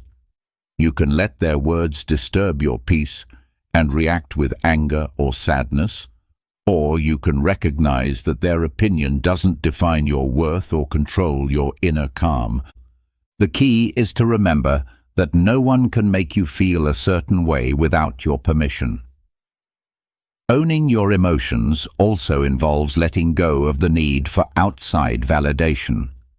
Often, our negative feelings stem from unmet expectations. We want others to behave in specific ways or meet certain standards. But when you realize that those expectations are yours alone and not obligations for others to fulfill, you liberate yourself from unnecessary disappointment. This doesn't mean you should suppress how you feel. Instead, it's about understanding your emotions and managing them in a healthier way. If you're feeling frustrated rather than blaming someone else, ask yourself, what thought or belief is fueling this emotion? This act of self-inquiry helps you uncover and challenge the internal narratives that are affecting your mood. When you take ownership of your emotions, you become the author of your inner experience. No matter what's happening outside of you, you always hold the power to choose your response. Practicing this daily doesn't just bring inner peace, it also improves the quality of your relationships and allows for deeper emotional connection. Never forget, your emotional well-being is your own responsibility. The final strategy is to master the art of not reacting. Not every situation in life demands an immediate response. In today's world, we're often expected to react quickly, to reply, to act, to make decisions without pause. But true strength lies in the ability to wait, to breathe, to pause. Practicing the pause, a brief but mighty moment before you speak or act, is a valuable tool. It helps you reclaim control over your emotions and actions. When you're provoked by criticism, disagreement, or a difficult situation, your first impulse may come from raw emotion. Acting on that impulse can lead to misunderstandings, regrets, or escalation. On the other hand, if you pause, you give yourself the space to assess the situation with clarity. You quiet the emotional noise and choose a response rooted in wisdom. The art of not reacting doesn't mean ignoring or suppressing your emotions. Instead, it means giving them room to be acknowledged and understood before you respond. This habit nurtures patience, self-control, and inner wisdom. It transforms your words and actions into tools that build and uplift, rather than weapons that harm or destroy. Taking that pause also communicates a quiet strength to those around you. It shows that you are not easily manipulated or provoked. It demonstrates that your peace is not up for grabs. When you demonstrate that you're not easily manipulated and can stay grounded even in difficult or high-pressure situations, you're revealing a deep level of emotional maturity and inner resilience. It's a powerful sign that you know who you are and that you can remain centered no matter what's happening around you. Keep in mind that you don't always have to defend yourself, explain your actions, or respond to every provocation. Sometimes, silence speaks louder than any argument. It can be the most profound and impactful response. By learning to choose your words and your battles wisely, you can completely transform how you relate to others and how you perceive life itself. Cultivating the ability to pause before reacting gives you the space to access your higher self, the version of you that responds with wisdom instead of impulse. Within that pause lies the strength to act from clarity, and in that clarity, true power is found. Strategy 7 is about embracing daily gratitude. Gratitude holds the remarkable power to deeply shift the way you experience your life. In a world that constantly urges you to focus on what you're lacking, practicing daily gratitude helps you become more aware of what you already possess. It invites a radical shift in perspective, one that centers on fullness instead of deficiency. The key is to make gratitude a consistent habit, not just an occasional reflection. Each day, Take a few minutes to acknowledge 3 things that you're thankful for. These don't have to be grand accomplishments. They can be small, everyday blessings, like a friend's kind smile or the sunshine breaking through after a storm. The goal is to focus your mind on the things that bring you peace and joy rather than dwelling on negativity or scarcity. This simple daily habit allows you to view the world through a more appreciative and peaceful lens, recognizing the abundance that already surrounds you. Gratitude not only fosters inner peace, but it also elevates your relationships by helping you truly value the people and experiences that you might otherwise overlook. By practicing gratitude daily, you cultivate a mindset rooted in abundance rather than lack. The more you train yourself to be thankful, the more reasons you'll begin to find for continued thankfulness. This generates a powerful and expansive cycle of positivity. Gratitude directly enhances your emotional well-being by reducing stress, easing anxiety, and alleviating frustration. It reconnects you with a deeper sense of purpose and fulfillment. Embracing gratitude doesn't mean ignoring life's difficulties. It means seeking out the light, even in moments of darkness. Making gratitude a daily ritual is a simple practice, but one with immense transformative power. When you focus on the blessings already present in your life, you change the way you live, creating a more fulfilled and conscious existence. Strategy 8 encourages you to focus your attention on what you can control. Life is inherently uncertain, filled with elements that lie outside your reach. You cannot control the weather, other people's opinions, or rewrite the past. However, there is one thing that remains firmly within your power: your own thoughts, emotions, and actions. When you shift your energy toward what is within your control, you liberate yourself from the exhaustion and frustration that come from trying to change the unchangeable. The first step is acknowledging that much of the anxiety and stress you experience stems from fixating on things you can't influence, worrying about the future, dwelling on how others perceive you, or replaying past mistakes. These mental habits distance you from the present, robbing you of the ability to respond wisely to what's happening right now. Instead of obsessing over what's out of your hands, redirect your focus toward what you can influence. You hold power over your choices, your responses to situations, and how you face the challenges before you. You can decide how to react to adversity, how to extract lessons from your mistakes, and how to grow stronger through hardship. When you concentrate on what is within your control, you take the reins of your life. You become the foundation of your own peace and emotional stability, no longer relying on external conditions to feel balanced or secure. This mindset allows you to develop greater resilience. Rather than resisting what cannot be changed, you learn to adapt, to navigate life from a place of calm awareness and intentional action. Remember that your energy is limited. Don't waste it on battles that are not yours to fight. Instead, invest it in what is truly within your sphere of influence. By doing so, you will begin to live with greater mindfulness, focus, and inner serenity. Strategy 9 is to practice empathy. Empathy is among the most transformative and powerful abilities you can develop when it comes to building meaningful relationships and resolving conflict. Every person you meet is carrying invisible burdens, personal struggles often hidden behind the faces they present to the world.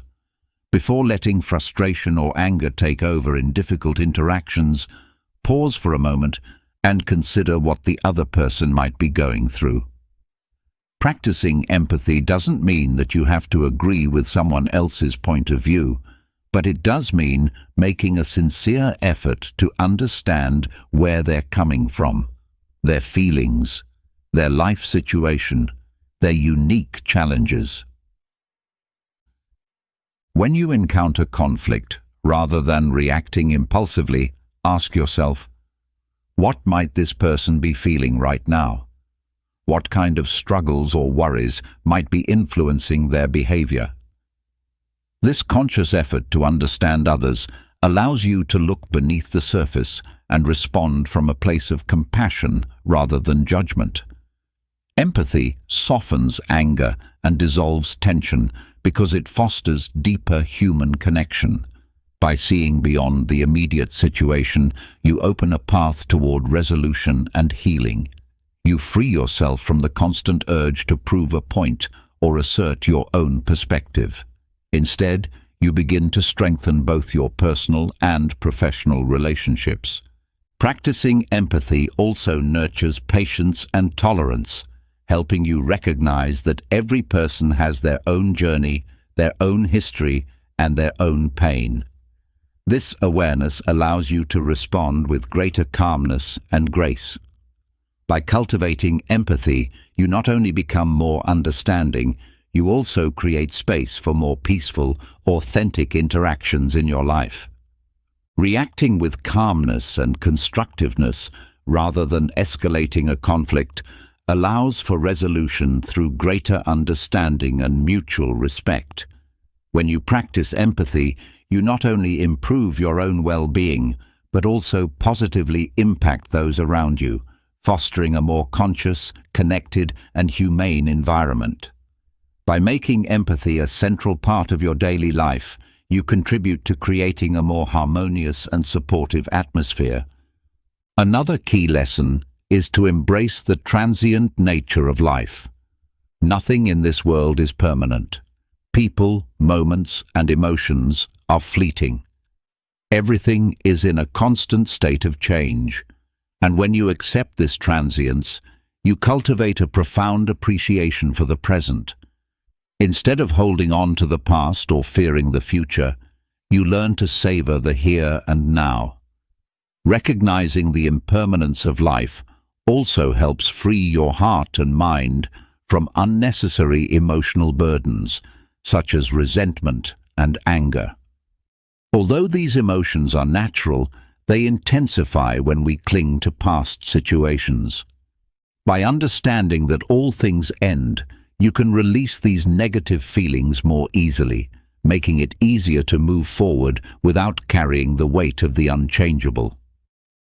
Embracing life's transience also gives you the flexibility to adapt more easily to changing circumstances, offering a greater sense of peace. You come to see that pain, like joy, is temporary. By accepting impermanence, you learn to cherish what you have in the moment, appreciating the beauty in the everyday moments that often go unnoticed. Instead of living in constant anticipation of the future or regret for the past, you learn to live fully in the present, accepting life's ebb and flow with calmness. Another important insight is to practice love and gratitude. Anger is a destructive force that consumes from within, but love and gratitude are the antidotes. This isn't about empty sentimentality, but about adopting a true philosophy of life. As Marcus Aurelius wisely said, when you wake up each morning, remind yourself of the privilege of being alive, breathing, thinking, and loving. When you approach each day from this perspective, anger loses its power over you. Love, in this sense, is not romantic or dependent love, but a deep understanding and compassion for humanity. Everyone acts according to their own understanding and circumstances. So, when someone offends you, instead of reacting with anger, ask yourself, does this person truly know what they are doing? Often, the answer is no. By letting go of personal offense, you realize that it's not possible to be angry and grateful at the same time. If you practice gratitude consciously, your mind will stop searching for things to be upset about. For example, when someone cuts you off in traffic, instead of cursing, be grateful that you have a vehicle and the opportunity to drive. If someone speaks ill of you, be thankful that you have the chance to show who you truly are through your actions. The key is in choosing how to interpret every situation. While you can't control the outside world, you can control the meaning you give to it. Gratitude transforms problems into lessons, and love transforms frustration into patience. If you adopt this mindset, anger will have no place in your life. Furthermore, we often fall into the trap of labeling things as either good or bad. Society teaches us to divide the world into categories like just and unjust, noble and vile, right and wrong. But this binary view of the world is simplistic and ultimately frustrating. The Stoics understood a profound truth. No one is entirely good or entirely bad. Every person acts according to their own perceptions, experiences, and limitations. When someone betrays you, lies to you, or treats you poorly, it's not because they are inherently bad. In their mind, they are justifying their actions, perhaps driven by fear, ignorance, or internal struggles. Labeling them as bad only breeds resentment and solves nothing. As Epictetus stated clearly, it's not the person who harms you, but the judgment you place on their actions that causes pain. You are not angry because of what happens to you, but because of the story you tell yourself about it.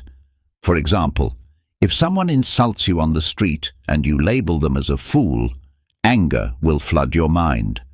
But if you instead think, maybe this person is having a tough day, you free yourself from the burden of anger.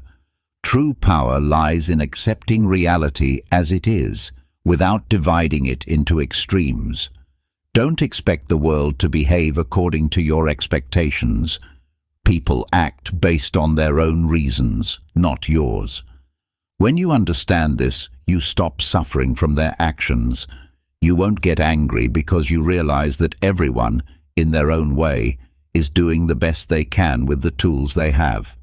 If you've made it this far, you have not only learned how to free yourself from anger, but have also taken a significant step toward a calmer, more powerful life. The key is in changing your perspective and not allowing external circumstances to control your inner peace. Thank you for watching this video to the end. If you found it helpful, please give it a like and share it with your friends and family. Everyone deserves to live a more peaceful life. Be sure to subscribe for more content on Stoicism and personal growth. And remember, take action now by writing in the comments, "I will never get angry about anything or anyone." This simple but powerful act is the first step toward transformation, and it marks the moment when you commit to a new way of being. I invite you to watch the next video where you will discover another Stoic teaching that can transform your life. See you there. When we think about the noise that fills our minds, it's those endless inner dialogues that immediately come to the forefront. The worries, the fears, the endless what-ifs, they occupy every mental corner until, without even realizing it, we become entangled in a cycle that holds us captive. This cycle often paralyzes us, especially in today's world where distractions are constant and life's demands feel overwhelming. Calming the mind has become an enormous challenge. And this is exactly where Stoicism steps in, not just as a tool for enduring hardship, but as a reliable guide through the storm of mental chaos. Stoicism, at its heart, is about more than simply enduring adversity. It's about navigating life with a sense of serenity and a clear, composed mind. Picture your mind as a vast ocean. At times, it is serene and still. At other times, it's as though the waves of chaos and confusion are crashing all around, threatening to consume you. How do you stay afloat in such turbulent waters? How do you find that deep sense of calm you yearn for when everything outside seems to pull you into the storm? This is where 8 straightforward Stoic strategies come in. Tools not rooted in quick fixes or magical thinking, but in principles that ancient wise men lived by daily. These same principles can be applied in our lives today, even though our world looks drastically different. Let's begin with accepting reality as it is, without resistance. One of the most profound teachings of Stoicism is the radical acceptance of reality just as it presents itself. Life doesn't always go according to plan, and in those moments our minds tend to overflow with frustration, anger, or sadness. But instead of fighting what cannot be changed, the Stoic path encourages us to accept things exactly as they are. Seneca put it perfectly when he said that fate leads those who accept it and drags those who resist. It's this inner resistance to what happens that creates immense psychological distress. Think about how many times you found yourself stressed over something that had already occurred, or felt upset about a situation not unfolding as you had hoped. We resist reality because we want it to be different, and that desire alone generates constant inner tension.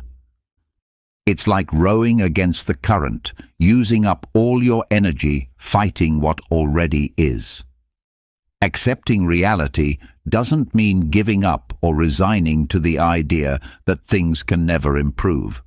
Rather, it means understanding that there are moments in life that lie beyond our control. Stoic acceptance is about releasing the inner resistance that drains us, and once we do that, the mind begins to relax. It's like ceasing to wrestle with reality and instead learning to move with it. Many times, we hesitate to accept unpleasant situations because we fear that acceptance means we're okay with them, or that we're allowing them to affect us without protest. But in truth, acceptance is about creating mental space. When you accept what's happening, you remove its power to dominate your emotions. From that calm space, you gain clarity and can make better decisions. Here's a simple example. Imagine you're stuck in traffic and realize you're going to be late for a very important meeting. You have 2 choices. You can mentally resist the situation, curse the traffic, feel overwhelmed and angry, which changes absolutely nothing. Or you can accept where you are, recognize there's nothing you can do to change it in that moment, and shift into a calmer state. The first reaction fills your mind with unnecessary noise.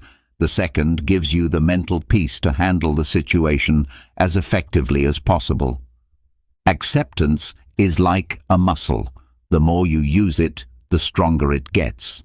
Each time you encounter something beyond your control, remember Seneca's wisdom. Ask yourself, am I letting this situation drag me down, or am I allowing it to guide me? By accepting what cannot be changed, you reduce mental friction, and that inner tension begins to dissolve. Marcus Aurelius understood this principle well when he wrote, "The universe is change. Our life is what our thoughts make it." If we constantly resist change, we set ourselves up for continual frustration. But if we embrace change as a part of life, we unlock a surprising sense of peace. Life isn't defined solely by what happens around us, but by how we choose to interpret and respond to those events. Accepting what is, without resistance, is one of the most powerful ways to bring calm to the mind. It frees you from the torment of wishing things were different, allowing you to redirect your focus toward what truly matters, your mindset and your response. Next comes practicing full presence, mindfulness in the now. This is where Stoicism reveals its true transformative power. Marcus Aurelius, one of Stoicism's most well-known philosopher-emperors, wrote in his Meditations that people waste away when they allow their minds to drift through the past or the future. The present, he reminds us, is the only moment we truly possess. And although this idea sounds simple, it can profoundly change how we experience life. Why? Because the mind has a habit of traveling back and forth, reliving the past or worrying about the future. We replay moments, wondering why we said certain things or wishing we had acted differently. We worry about outcomes that haven't even happened, wondering, what if I fail? Or what if things go wrong? This constant mental tug-of-war exhausts us. It generates anxiety. It robs us of inner peace. The Stoic solution is to anchor ourselves in the present. The present is all that truly exists. It is the only moment over which we have any real influence. Everything else, our memories, our anticipations, is just mental projection. The more time we spend mentally elsewhere, the further we drift from clarity and peace. Practicing mindfulness, what we now commonly call being present, means returning your attention again and again to what is happening right now. It doesn't mean ignoring the past or avoiding thoughts of the future, but it does mean becoming aware of when you're lost in them and gently guiding your mind back to the here and now. This is a practice. At first, it can feel unnatural because our minds are so conditioned to wander. But the more we practice, the more we begin to feel the incredible power of presence. Think about those moments when you're completely immersed in something, whether it's a captivating book, an engaging conversation, or even a simple meal enjoyed without distractions. During those times, your mind is calm. There are no worries, no regrets, no fears, just pure awareness. That's the core of this strategy. A practical way to start is by paying close attention to your breath. When your thoughts begin spiraling into the past or future, pause. Take a few deep breaths. Focus on the sensation of air moving in and out of your body. This simple act can ground you in the moment. Marcus Aurelius also advised us to focus on what's in front of us, to give our full attention to the task at hand. When you train your mind to return to the present, something extraordinary happens. The mental noise begins to fade.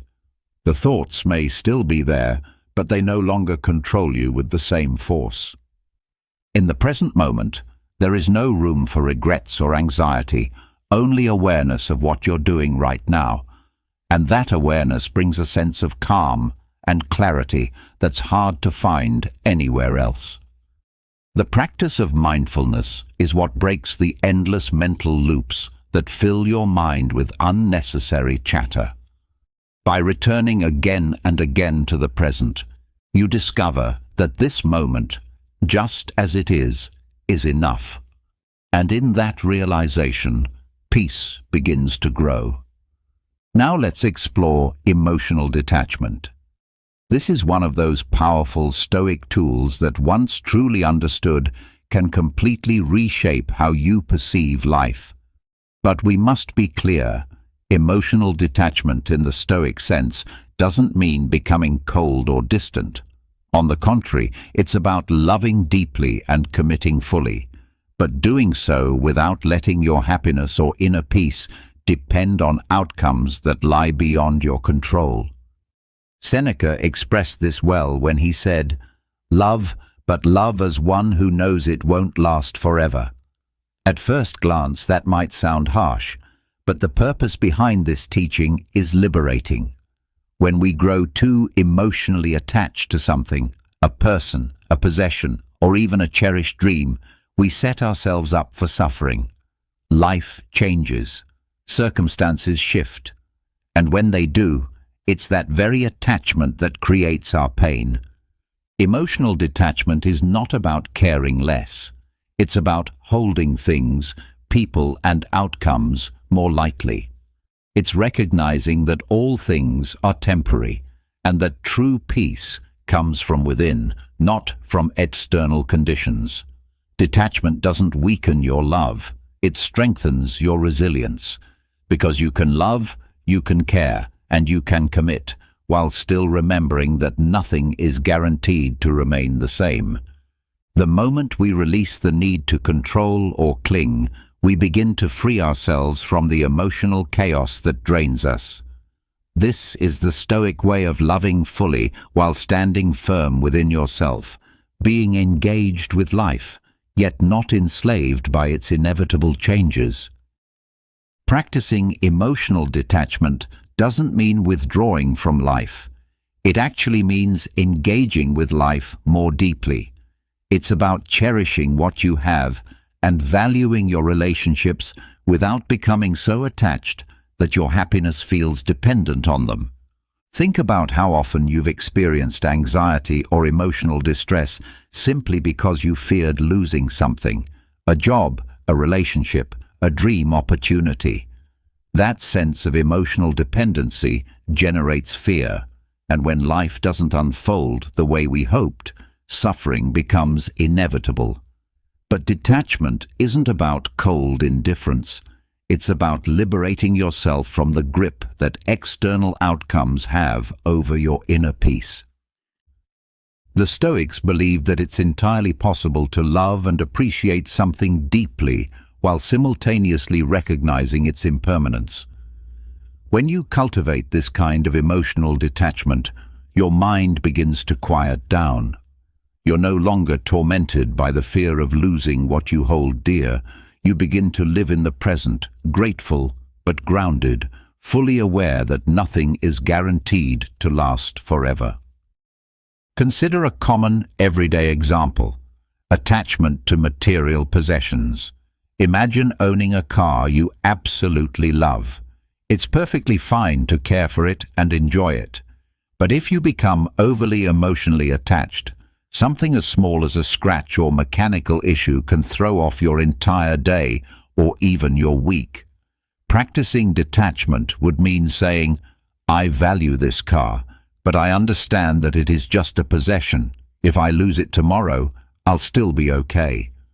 This mindset doesn't just ease your anxiety, it shifts your entire perspective, allowing you to relate to your belongings in a healthier, more balanced way.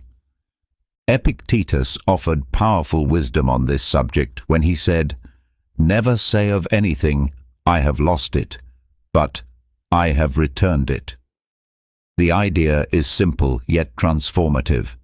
Nothing truly belongs to us forever. Everything is part of the natural cycle of life.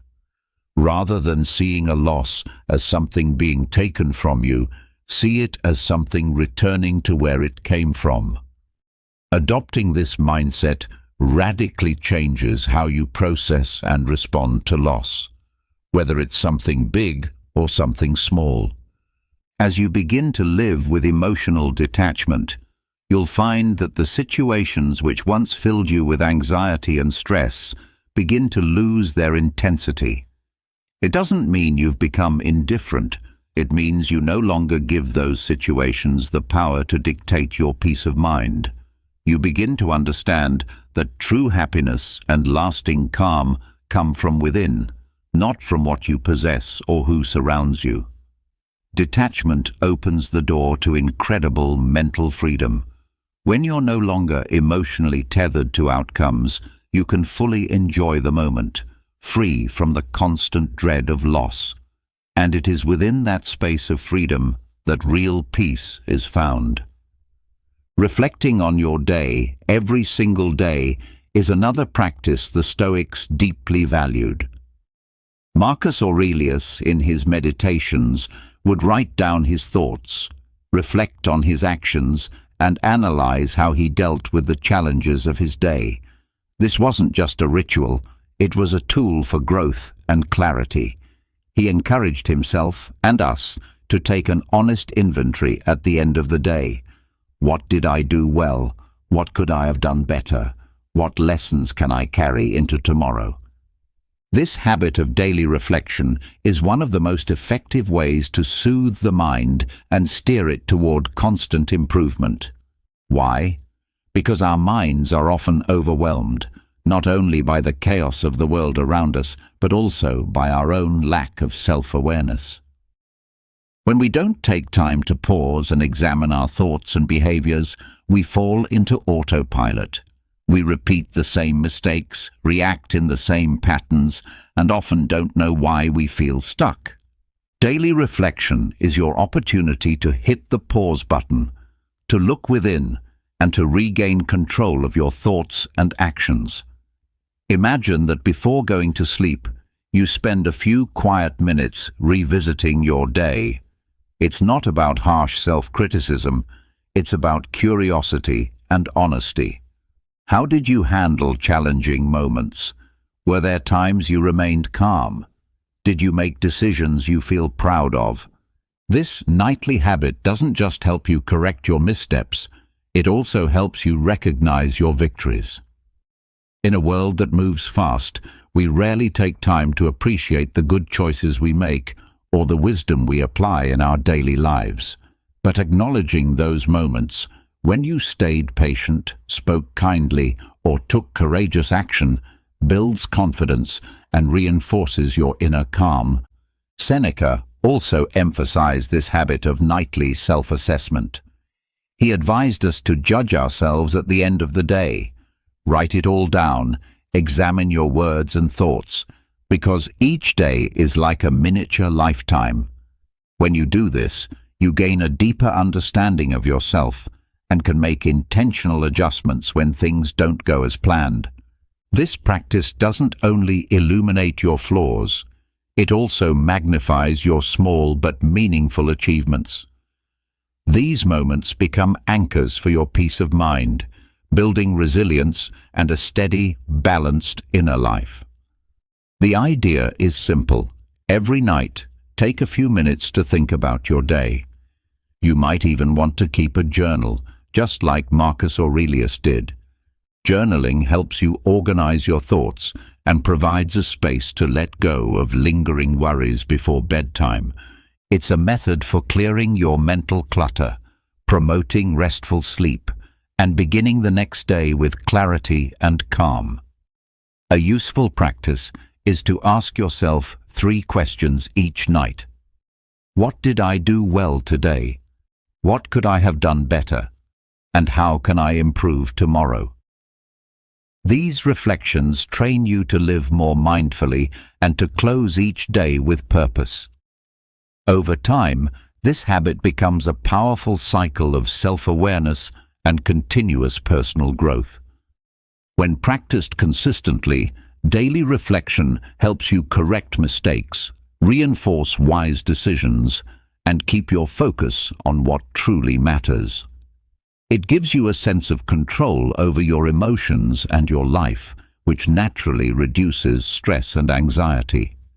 If you're finding value in this message, consider liking and subscribing to the channel for more insights on calming your mind with the wisdom of Stoicism. Your support means a lot. Another vital Stoic lesson is to control your thoughts. Don't let them control you. The Stoics deeply understood that the root of a disturbed and anxious mind isn't the events themselves, but how we interpret those events. Epictetus put it perfectly.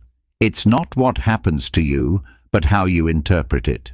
This phrase captures the profound truth that while we can't always control our external circumstances, we can absolutely control how we respond to them, and that response begins with our thoughts. Your mind is like a garden. If left untended, weeds, negative thoughts, worries and fears can quickly overrun it. It's incredibly easy to let negative thoughts spiral out of control. One small setback or mistake can turn into a flood of self-critical or catastrophic thinking. Everything's going wrong. I'll never fix this. I'm a failure. These thoughts generate chaos and unnecessary mental noise. The Stoic approach teaches us to observe our thoughts from a distance, as if we were an outside observer. You don't need to believe everything your mind tells you. Epictetus also reminded us that men are not disturbed by things, but by the opinion they have of them. This insight urges us to pause and question the automatic thoughts that cause us distress. Is this situation really as bad as I'm making it out to be? Is there another way to see this? To control your thoughts doesn't mean suppressing them. It means examining them, challenging them, and gently steering them in a more constructive direction. When your mind starts filling with negative or overwhelming thoughts, ask yourself, is this thought helping me, or is it making things worse? If the answer is that it's making things worse, then you have the power to shift your focus, to choose a thought that serves you better. This is where the Stoics introduce the concept of the discipline of thought, a mental habit developed through consistent practice. It's about training your mind not to be dominated by unchecked thinking. Think of your mind like a wild horse. At first, it may be unruly and hard to control, but with patience and dedication, you can learn to guide it where you want it to go. One practical technique is the Stoic art of reframing. When you catch yourself falling into a negative or stressful thought pattern, take a step back. Try to reinterpret the situation in a way that gives you perspective, strength, or calm. This is how you reclaim control of your inner world, and by doing so, you protect your peace, clarity, and power. For instance, if you're dealing with a difficult issue at work, instead of telling yourself, "I'll never be able to fix this," try shifting your perspective to something like, "This is a challenge, but it's also an opportunity to grow and learn." Doing this helps to weaken the grip of negative thinking and brings a sense of calm to your mind. Marcus Aurelius, in his Meditations, spoke often about the importance of managing our inner thoughts. He once said, "The soul becomes dyed with the color of its thoughts," which reminds us that the content of our thoughts shapes the emotional tone of our lives. If your mind is filled with gloom and negativity, your world will feel the same. But if you learn to guide your thoughts in a more constructive and reasoned direction, your inner world begins to shift toward calm and clarity. Gaining control over your thoughts not only quiets the mental noise, but also deepens your self-awareness. You begin to understand that your reactions are within your control, and that realization is deeply liberating. You may not be able to change the events around you, but you can always change the story you tell yourself about them. Make it a point to take purposeful pauses throughout your day. One of the most effective ways to calm your mind is by intentionally learning to stop and breathe. In our modern world, we're constantly bombarded with stimuli, notifications, messages, emails, social media, and endless tasks. Without even realizing it, we get swept up in this relentless pace, where the idea of taking a break feels almost like a waste of time or a luxury we can't afford. But the Stoics offer a different perspective. To them, pausing isn't optional. It's essential for keeping the mind focused and grounded.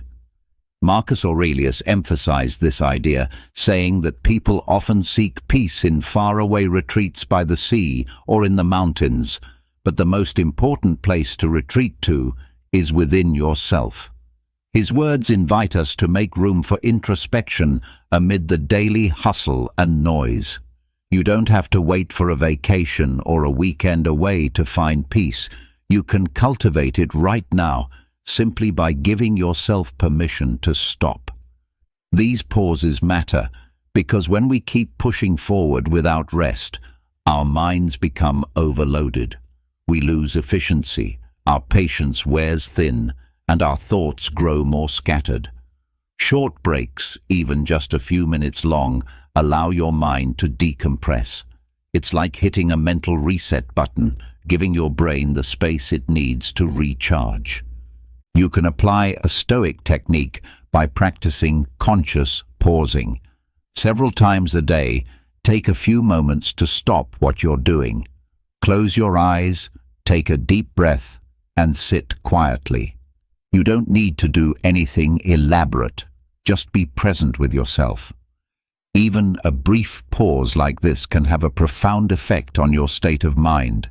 It soothes the inner chatter and brings you back into the moment. Intentional pauses also increase your awareness. Rather than reacting automatically to what's happening around you, you gain the space to respond with greater thoughtfulness. Epictetus encouraged this habit, advising that in moments of difficulty, we should pause before we act. That brief moment of reflection helps you settle your emotions and choose your response more deliberately.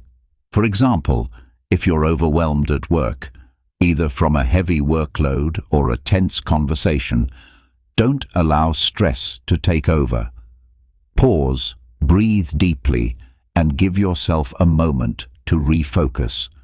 Rather than being swept up by emotion, you regain your center and respond with clarity. These breaks also give you a chance to reconnect with your inner self. We often lose sight of our own needs as we chase deadlines and meet others' expectations. Taking a break is a small but meaningful act of self-care. It lets you check in with how you're feeling and what your mind and body need. Though simple, this practice can have a huge impact on your emotional well-being. Another powerful way to calm the mind is by cultivating gratitude, especially for the small things. Gratitude is a remarkably effective yet often overlooked practice. The Stoics understood that being grateful isn't just about being polite. It's a mental discipline that can radically shift how you see your life. Seneca captured this beautifully when he said, "It is not the man who has too little, but the man who craves more, who is poor." In other words, much of our unhappiness comes not from what we lack, but from our obsession with always wanting more. The noise in our minds often grows from this insatiable desire to achieve more, to become more, to acquire more. We live in a culture that constantly tells us we're not enough, and that happiness lies somewhere out there in the future. This mindset keeps us in a state of chronic dissatisfaction and restlessness. But gratitude shifts that focus. When you begin to appreciate what you already have, no matter how small, you quiet that endless craving. Practicing gratitude doesn't mean ignoring your problems or settling for less. It means retraining your mind to recognize the good that's already present in your life. The Stoics believed that by practicing this regularly, you lessen the volume of your discontent and find deeper inner peace. Marcus Aurelius reminded us, "Very little is needed to make a happy life." One practical way to begin is by spending a few minutes each day reflecting on what you're thankful for. It doesn't need to be anything extraordinary. It could be something as simple as a roof over your head, a meaningful conversation with a friend, or a cup of warm coffee in the morning. When you start acknowledging these things consciously, your entire perspective begins to change, and with it, your mind begins to quiet. Think of it this way. When you're feeling stressed or overwhelmed, instead of fixating on what's missing, redirect your thoughts to what's already present. For example, if you're anxious about money, rather than obsessing over what you lack, you could reflect on what you've already accomplished, the opportunities you've been given, or even just the fact that you have food to eat and clothes to wear. While this doesn't magically erase your problems, it does lift you out of the spiral of negative thoughts that fuel anxiety. It brings you back to clarity. Gratitude also transforms how you relate to others. Often, we focus on how people let us down or what they failed to do, which builds resentment and emotional noise. But when you start appreciating even the small things that people do, your relationships improve and you feel more at ease. Ultimately, gratitude is a way of recognizing that even though life may not be perfect, there is always something to be thankful for. Seneca also emphasized that gratitude should not remain an internal feeling, it should be shared. Letting others know that you appreciate them strengthens your connections and adds a sense of harmony to your mental environment. Learning to release the past is also crucial for mental clarity. One of the most persistent sources of inner turmoil is our attachment to past events, whether it's mistakes we've made, missed chances, or painful experiences. Our minds can easily get stuck in loops, rehashing things we can no longer change. This habit creates unnecessary emotional weight, but the Stoics were clear about how we should approach the past. Epictetus advised us to remember that what has already happened is beyond our control, but how we respond to it now is entirely within our power. Letting go of the past doesn't mean pretending it never happened. It means accepting it for what it was and recognizing that we no longer have the ability to alter it. The past is fixed.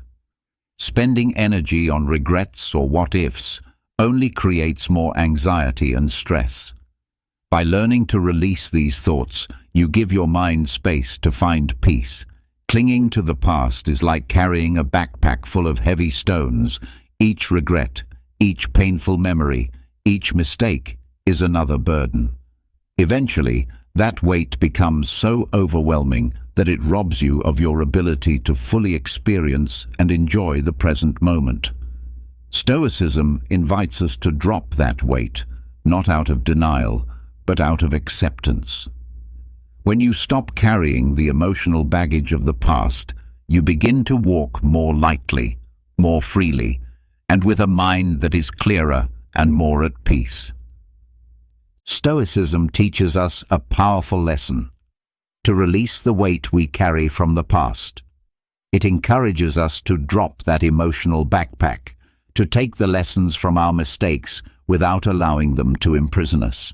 Seneca captured this truth beautifully when he said we must not let the past rob us of the present. And that's exactly what happens when we cling to what's already gone. We lose our ability to be fully present, to live completely in the now. Every time our thoughts spiral into regrets, I should have done this, or I shouldn't have said that, we are squandering the precious opportunity to experience peace and clarity in the current moment. So, how do we truly let go of the past? One of the first steps is to reflect on what keeps us emotionally tied to that memory. Is it a decision we regret? A situation that turned out differently than we hoped? Ask yourself honestly, can I change this now? If the answer is no, then it's time to release it. Letting go doesn't mean pretending the event never happened, nor does it mean we ignore the lessons it brought. But once we've absorbed the insight, there is no benefit in carrying the emotional weight any further. Forgiveness becomes essential in this process, not only towards others, but also towards ourselves. Often, we are our own harshest critics. The things we struggle to let go of are usually our own past mistakes. But this is where Stoic wisdom offers comfort and clarity. We cannot go back and undo what was done. However, we do have the power to stop letting it control us. When we practice self-forgiveness, we lift the heavy burden of guilt and allow our minds the space to breathe, to rest. Epictetus wisely reminded us that learning is impossible if we are not willing to let go of our past errors. Holding on keeps us stuck in a cycle of regret, and if we continue to live in that space, replaying what went wrong, we block ourselves from moving forward into all the good we are still capable of. True learning emerges from acknowledging and accepting our failures, not from obsessing over them. A helpful exercise in this journey of release is visualization. Imagine those painful memories, those regrets, as if they were balloons in your hands. See yourself slowly letting them go, one by one, watching them drift further and further into the sky until they disappear into the distance. The goal isn't to erase them completely from your memory, but to stop gripping them so tightly. This simple act of imagination can lift a weight from your spirit and bring a sense of lightness, as if you are finally free from the emotional pressure those memories once held over you. Gratitude also plays a healing role in letting go. When you focus on appreciation for the people in your life or for what those past experiences taught you, you shift your energy. Gratitude nurtures your relationships and soothes your mind by fostering a space of positivity and peace. It reminds you that life isn't only about the things that went wrong, it's also about the growth that came from them and the love that still surrounds you. Have you ever been weighed down by emotional attachment, feeling stuck in a loop that seems impossible to escape? You're not alone. Many people struggle with the pain of letting go, often feeling helpless and emotionally trapped. But here's the good news. Transformation is not only possible, it's within your grasp. Drawing from the ageless teachings of Stoic philosophers like Marcus Aurelius and Seneca, this video will share 10 powerful Stoic principles that can help you emotionally detach from someone. Why is detachment such a profound experience? Seneca once said, "He who is brave is free." Detachment isn't about becoming numb or uncaring. It's about discovering inner strength and clarity. In this video, we'll uncover timeless Stoic insights that can lead you toward emotional freedom. As you integrate these habits into your daily life, you'll find practical and healthy ways to loosen the emotional hold others have on you, allowing you to regain your peace and focus on what truly matters. Picture this: breaking free from the mental chains that keep you stuck and stepping into a space of renewed clarity and strength. Stoicism offers you the wisdom to manage your emotions with resilience and depth. As Marcus Aurelius wisely stated, "You have power over your mind, not outside events." Realize this, and you will find strength. These teachings will guide you to place your inner peace above all external circumstances. Are you ready to liberate yourself from the grip of emotional attachment and step into a path of personal evolution? If so, this video is made for you. We will walk you through 10 Stoic habits that can shift your entire approach to emotional detachment. Let's begin by asking a simple yet powerful question. What truly holds lasting value in our lives, if not the serenity of our minds? Join us on this journey toward a Stoic mindset that fosters freedom and emotional clarity. If you find this video meaningful and helpful, please hit the subscribe button and become part of our growing community. We also welcome your thoughts. Feel free to leave a comment below. If you're unsure of what to say, just write, "Emotional freedom starts now." Let's take this journey of emotional liberation together. The first principle is the power of detachment. Have you ever felt like your emotions were being manipulated, as if someone else had control over them? Have you noticed how much influence you've handed to others simply because of emotional bonds? This is where understanding the power of detachment begins. Detachment doesn't mean you stop caring. It means you start living in a way where your inner peace and happiness aren't ruled by what happens outside of you. Why is detachment so powerful? Think about the wisdom of Epictetus, who said, "We suffer not from the events in our lives, but from our judgment about them." Detachment is about taking back your personal power. It's recognizing that while you can't control what life throws at you, you can absolutely control how you respond. When we hold on too tightly to people or circumstances, we give them control over our emotional state. It's like handing over the remote control of your emotions to someone else, letting them flip through your moods as they wish.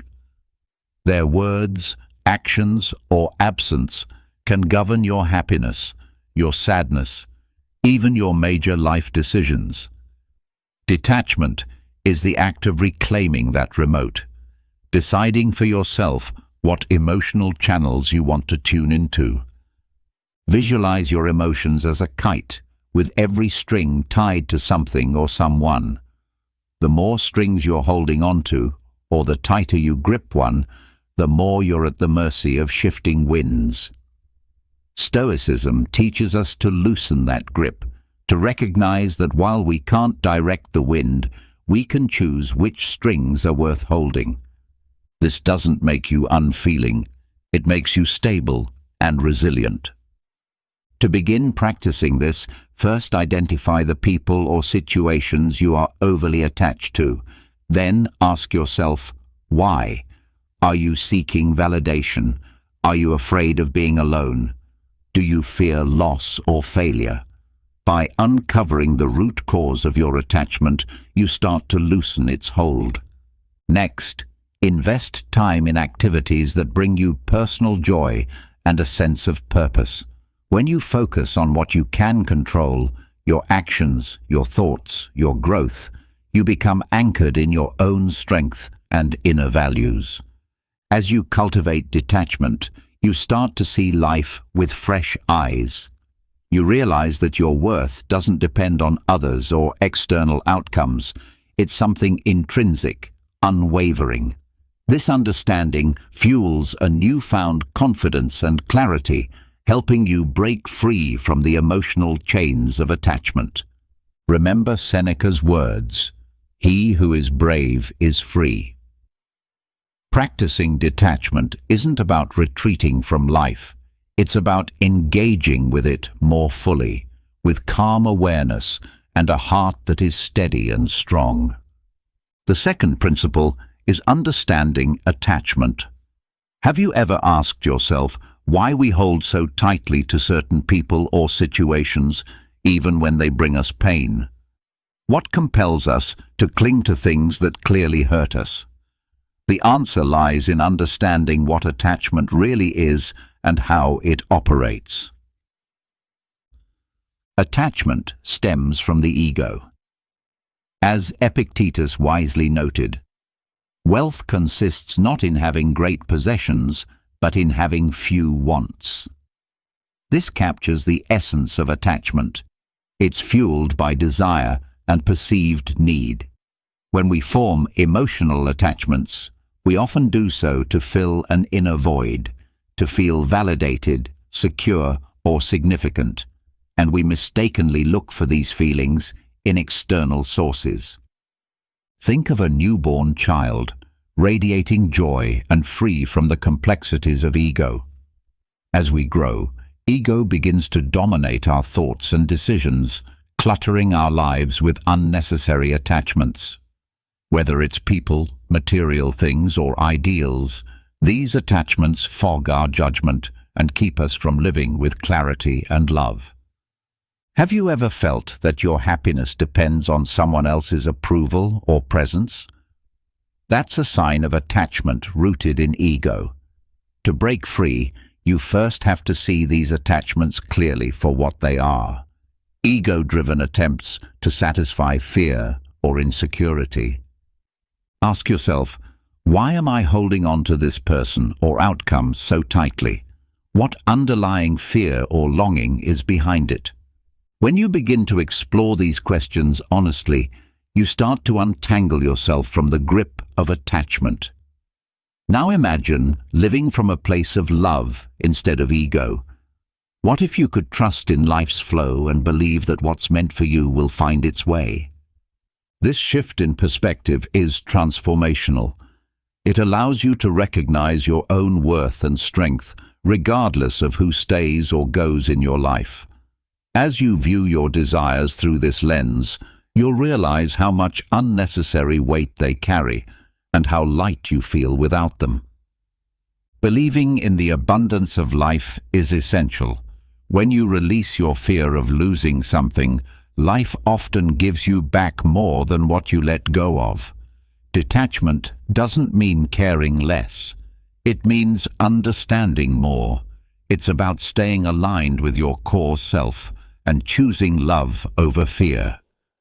This journey of detachment is deeply transformative. It's not about escaping your emotions, but about peeling away the ego's layers to reveal a soul rooted in love and peace. It's about moving forward with grace and openness, ready to receive life's gifts with a strong heart and unburdened spirit. When you prioritize your inner calm over the need for external approval, you unlock a life rich in freedom, clarity, and fulfillment. The third principle is recognizing the illusion of control. Have you ever believed that your happiness was tied to someone else's actions or opinions? Do you sometimes think that if you just try hard enough, you can shape the outcome of your relationships and emotions? This is a common trap, the illusion that we have control over what is, in reality, outside our hands. Letting go of this illusion is essential for emotional detachment and inner peace. Our ego plays a clever trick. It convinces us that we can steer outside events and manipulate how others see or treat us. But this illusion makes us emotionally dependent, constantly seeking reassurance and clinging to external validation. Epictetus reminds us, it's not what happens to you, but how you react to it that matters. This Stoic truth shifts the focus back to what truly matters, your own response. When we fall into the illusion of control, we begin to idolize others. We place them on pedestals, mistakenly thinking our self-worth hinges on their attention or approval. This distorted view of reality can lead us to feel inferior, like we're reaching for something just out of our grasp. But when we strip away that illusion, we realize everyone is just as human, just as vulnerable. No one holds the secret to your value or happiness. To break free, begin by acknowledging that much of what you think you can control, especially other people's behavior or feelings, isn't actually yours to command. This truth may feel uncomfortable at first, but it's also freeing. By accepting that you can't dictate the actions of others, you can finally turn your energy inward toward what you can shape, your mindset, your reactions, your growth. Instead of needing others to validate your worth, practice self-affirmation. Reflect on your strengths, your values, your uniqueness. Remind yourself regularly that your worth isn't defined by anyone else's approval. This mindset isn't arrogance, it's resilience. And it's exactly what Stoicism teaches, the strength to stand on your own inner foundation, no matter the chaos around you.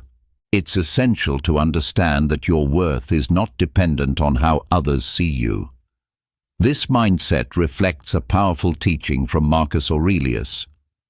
You have power over your mind, not outside events.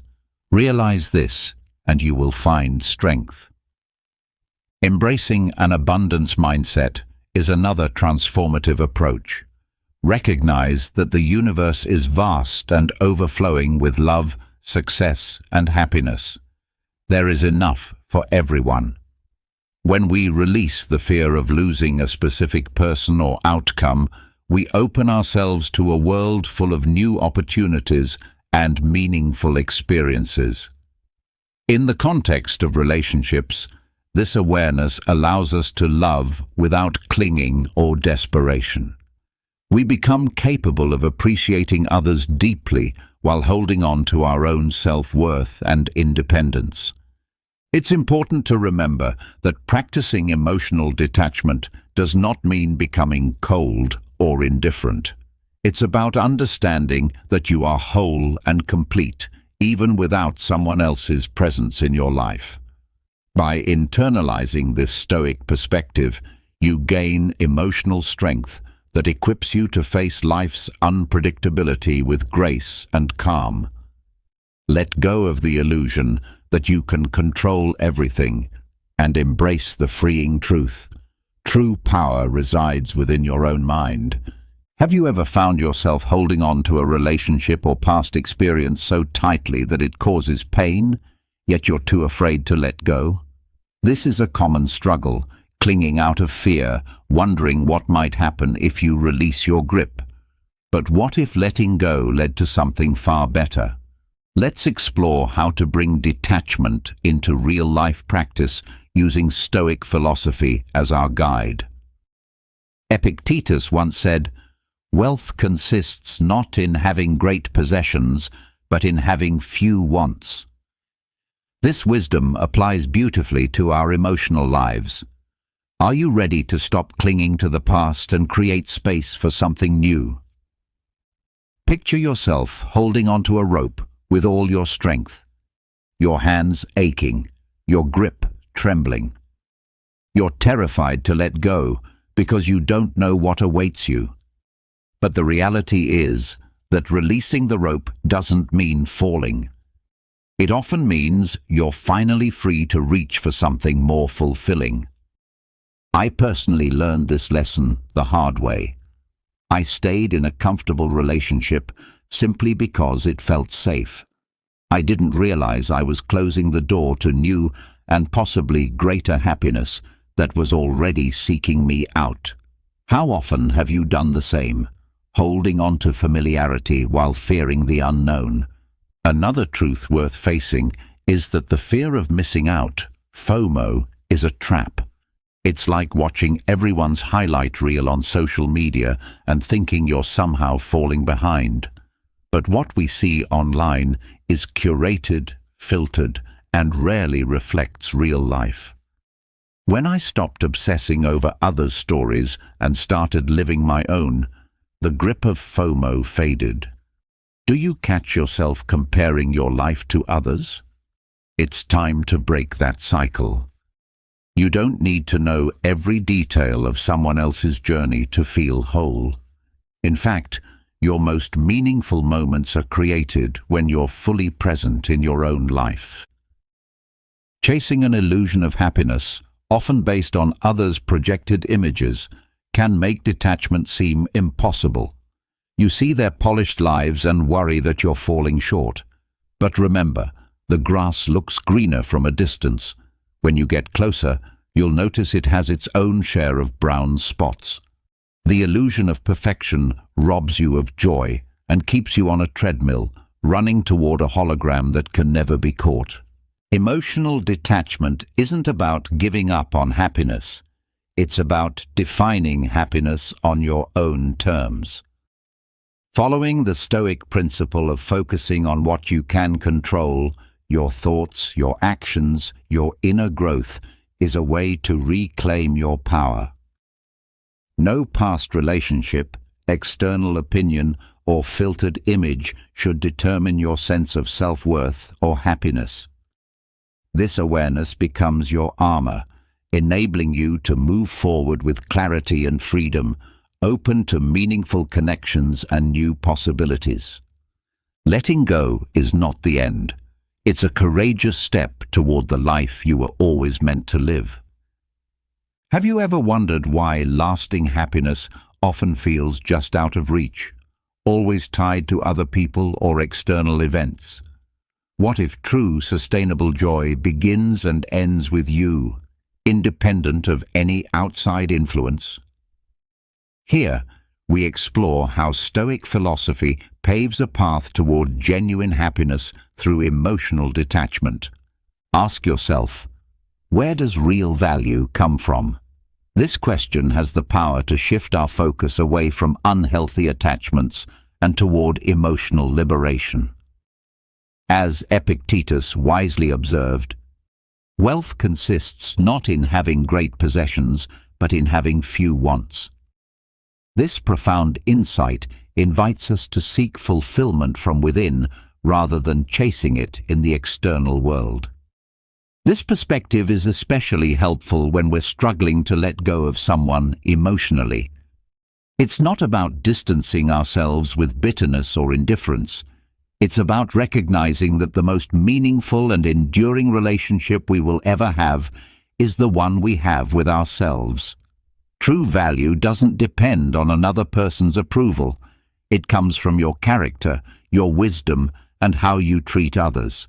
So often, we trap ourselves in the belief that our happiness hinges on another person's presence, that their validation lifts us and their absence diminishes us. But this mindset enslaves us, reducing our emotional power to the unpredictable tides of someone else's choices. It's like a bird believing it needs permission to fly, when in truth, the sky has always been wide open, waiting for it to soar. This is the freedom of self-reliance. It teaches us that our value remains constant, regardless of someone else's actions or opinions. Detachment, then, is not about pushing people away. It's about moving closer to your truest self. By investing in personal growth and striving to be your best self, you free yourself from the chains of neediness. Think of your life like a garden. You don't beg a single flower to bloom. You tend the soil, water the plants, and trust that what's meant to flourish will. In the same way, when you focus on self-improvement, you create a life that blooms with or without someone's presence. This kind of happiness is not only independent, but also deeply fulfilling. So how do we walk this path of emotional detachment? Begin with the knowledge that you are whole and worthy, with or without anyone else's approval. Your journey is about exploring the vastness of your own inner world. Learn to enjoy the freedom that comes from flying solo when necessary. Draw on Stoic wisdom. Focus on what is within your control. Your thoughts, your actions, your growth. This doesn't mean closing yourself off from love or connection. It means anchoring your emotions in the solid ground of your own being. Your self-worth is not a puzzle missing someone else's piece. It is a masterpiece already in progress, complete in itself, yet open to more beauty along the way. Do you often find yourself stuck in the past or anxious about the future? One of the most powerful tools for emotional detachment and inner peace is learning to embrace the present moment. Rooted deeply in Stoic teachings, this practice invites us to fully live in the now rather than getting lost in what has been or what might be. Marcus Aurelius, one of the great Stoic philosophers, put it simply: confine yourself to the present. This simple yet profound advice holds the essence of Stoic wisdom. When we constantly relive past events, we open old wounds or cling to memories that no longer serve us. When we worry about the future, we often create unnecessary stress about things that haven't happened and might never occur. Both habits prevent us from experiencing the richness of the present. Practicing mindfulness is a powerful way to anchor ourselves in the now. Mindfulness means being fully aware of your current experience without judgment, whether you're eating, walking, or having a conversation. Pay attention to the small details: the taste of your food, the feeling of the earth beneath your feet, the tone in someone's voice. This focused awareness helps pull you out of past regrets or future anxieties. Engaging in mindful activities like meditation can enhance your presence. Even simple breathing exercises can redirect your attention to the current moment. Try dedicating a few minutes each day to these practices. Over time, they can significantly reduce mental noise and improve emotional clarity. Living in the present also means cultivating gratitude. Instead of fixating on what's missing, shift your focus to what's already here. Appreciate the small moments and simple joys. This change in perspective makes it easier to let go of emotional attachments that hold you back. When you embrace the present, you build emotional stability and mental clarity. You face life's challenges with a calm mind and an open heart, allowing you to experience each moment more fully and joyfully. Reframing your thoughts is another powerful practice for emotional detachment. It means learning to see your experiences through a different lens, changing how you perceive and interpret situations. Detachment is about reshaping how you perceive and interpret experiences, allowing you to break free from unhealthy thought patterns and emotional dependencies. As the Stoic philosopher Marcus Aurelius once reflected, the soul becomes dyed with the color of its thoughts. In other words, your emotional state and view of life are deeply influenced by the nature of your thoughts. To begin the process of detachment, start by identifying the negative thought patterns that keep you emotionally entangled. These could be beliefs such as, "I can't live without this person," "I'll never find someone else," or "My happiness depends entirely on them." Such thoughts often create a sense of helplessness and emotional dependence, reinforcing the very attachments you're trying to release. Recognizing these mental habits is the essential first step toward transforming them. Once you've brought these thoughts into awareness, the next step is to challenge their accuracy. Begin to question their truth by asking yourself, is this thought undeniably true? And what actual evidence do I have that supports this belief? More often than not, you'll discover that these ideas are exaggerated, distorted, or entirely untrue. This insight can begin to loosen their emotional grip and diminish their power over you. After recognizing and disputing these negative beliefs, it's crucial to replace them with thoughts that are more empowering or neutral.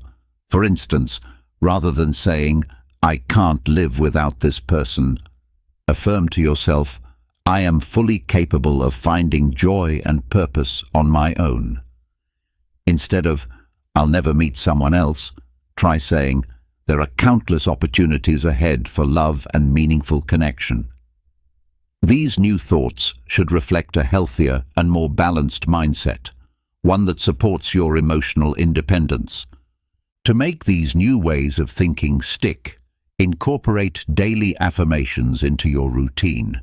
Write down statements that affirm your strength, self-worth, and ability to thrive independently, and make it a habit to read them aloud each day. Over time, these affirmations can begin to reprogram your brain, gradually helping you develop a more optimistic and grounded mental framework. Alongside affirmations, mindfulness practices like meditation can significantly support your efforts in transforming your thoughts.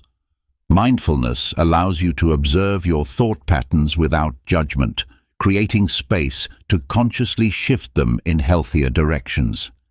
Keep in mind that reframing your thinking isn't a one-time fix. It's an ongoing process.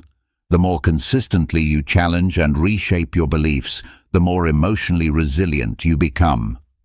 This inner shift builds not just detachment, but a deep sense of strength and emotional clarity, empowering you to move forward in life with greater confidence and peace. If you find it difficult to say no or struggle with setting boundaries, you're not alone. Yet setting healthy boundaries is a crucial part of developing emotional detachment.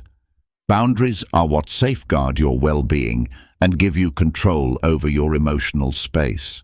Start by identifying what behaviors you find acceptable and which ones you do not. Then clearly communicate these boundaries to others. When you respect your own limits, you affirm your self-worth and reduce the tendency to seek validation or happiness from others. Boundaries help you define where you end and someone else begins, creating emotional clarity and preventing unhealthy entanglements. For example, if someone's behavior is overwhelming or causes you stress, speak up calmly and assert your need for space or a change in the dynamic. This isn't about rejection, it's about protecting your mental and emotional health. Remember, boundaries are an act of self-respect. They communicate to others that your needs and well-being matter. Over time, consistently upholding your boundaries helps foster more respectful and balanced relationships. These relationships are not built on dependency, but on mutual understanding and personal freedom. Setting boundaries is a powerful step toward becoming emotionally independent. It ensures that your sense of peace and stability isn't tied to someone else's actions or opinions. As you create and maintain these emotional limits, you also cultivate a safer and more nurturing space for your own growth. This empowers you to prioritize your personal development and reinforces a stronger, more self-assured sense of identity. Think back. When was the last time you did something purely for yourself?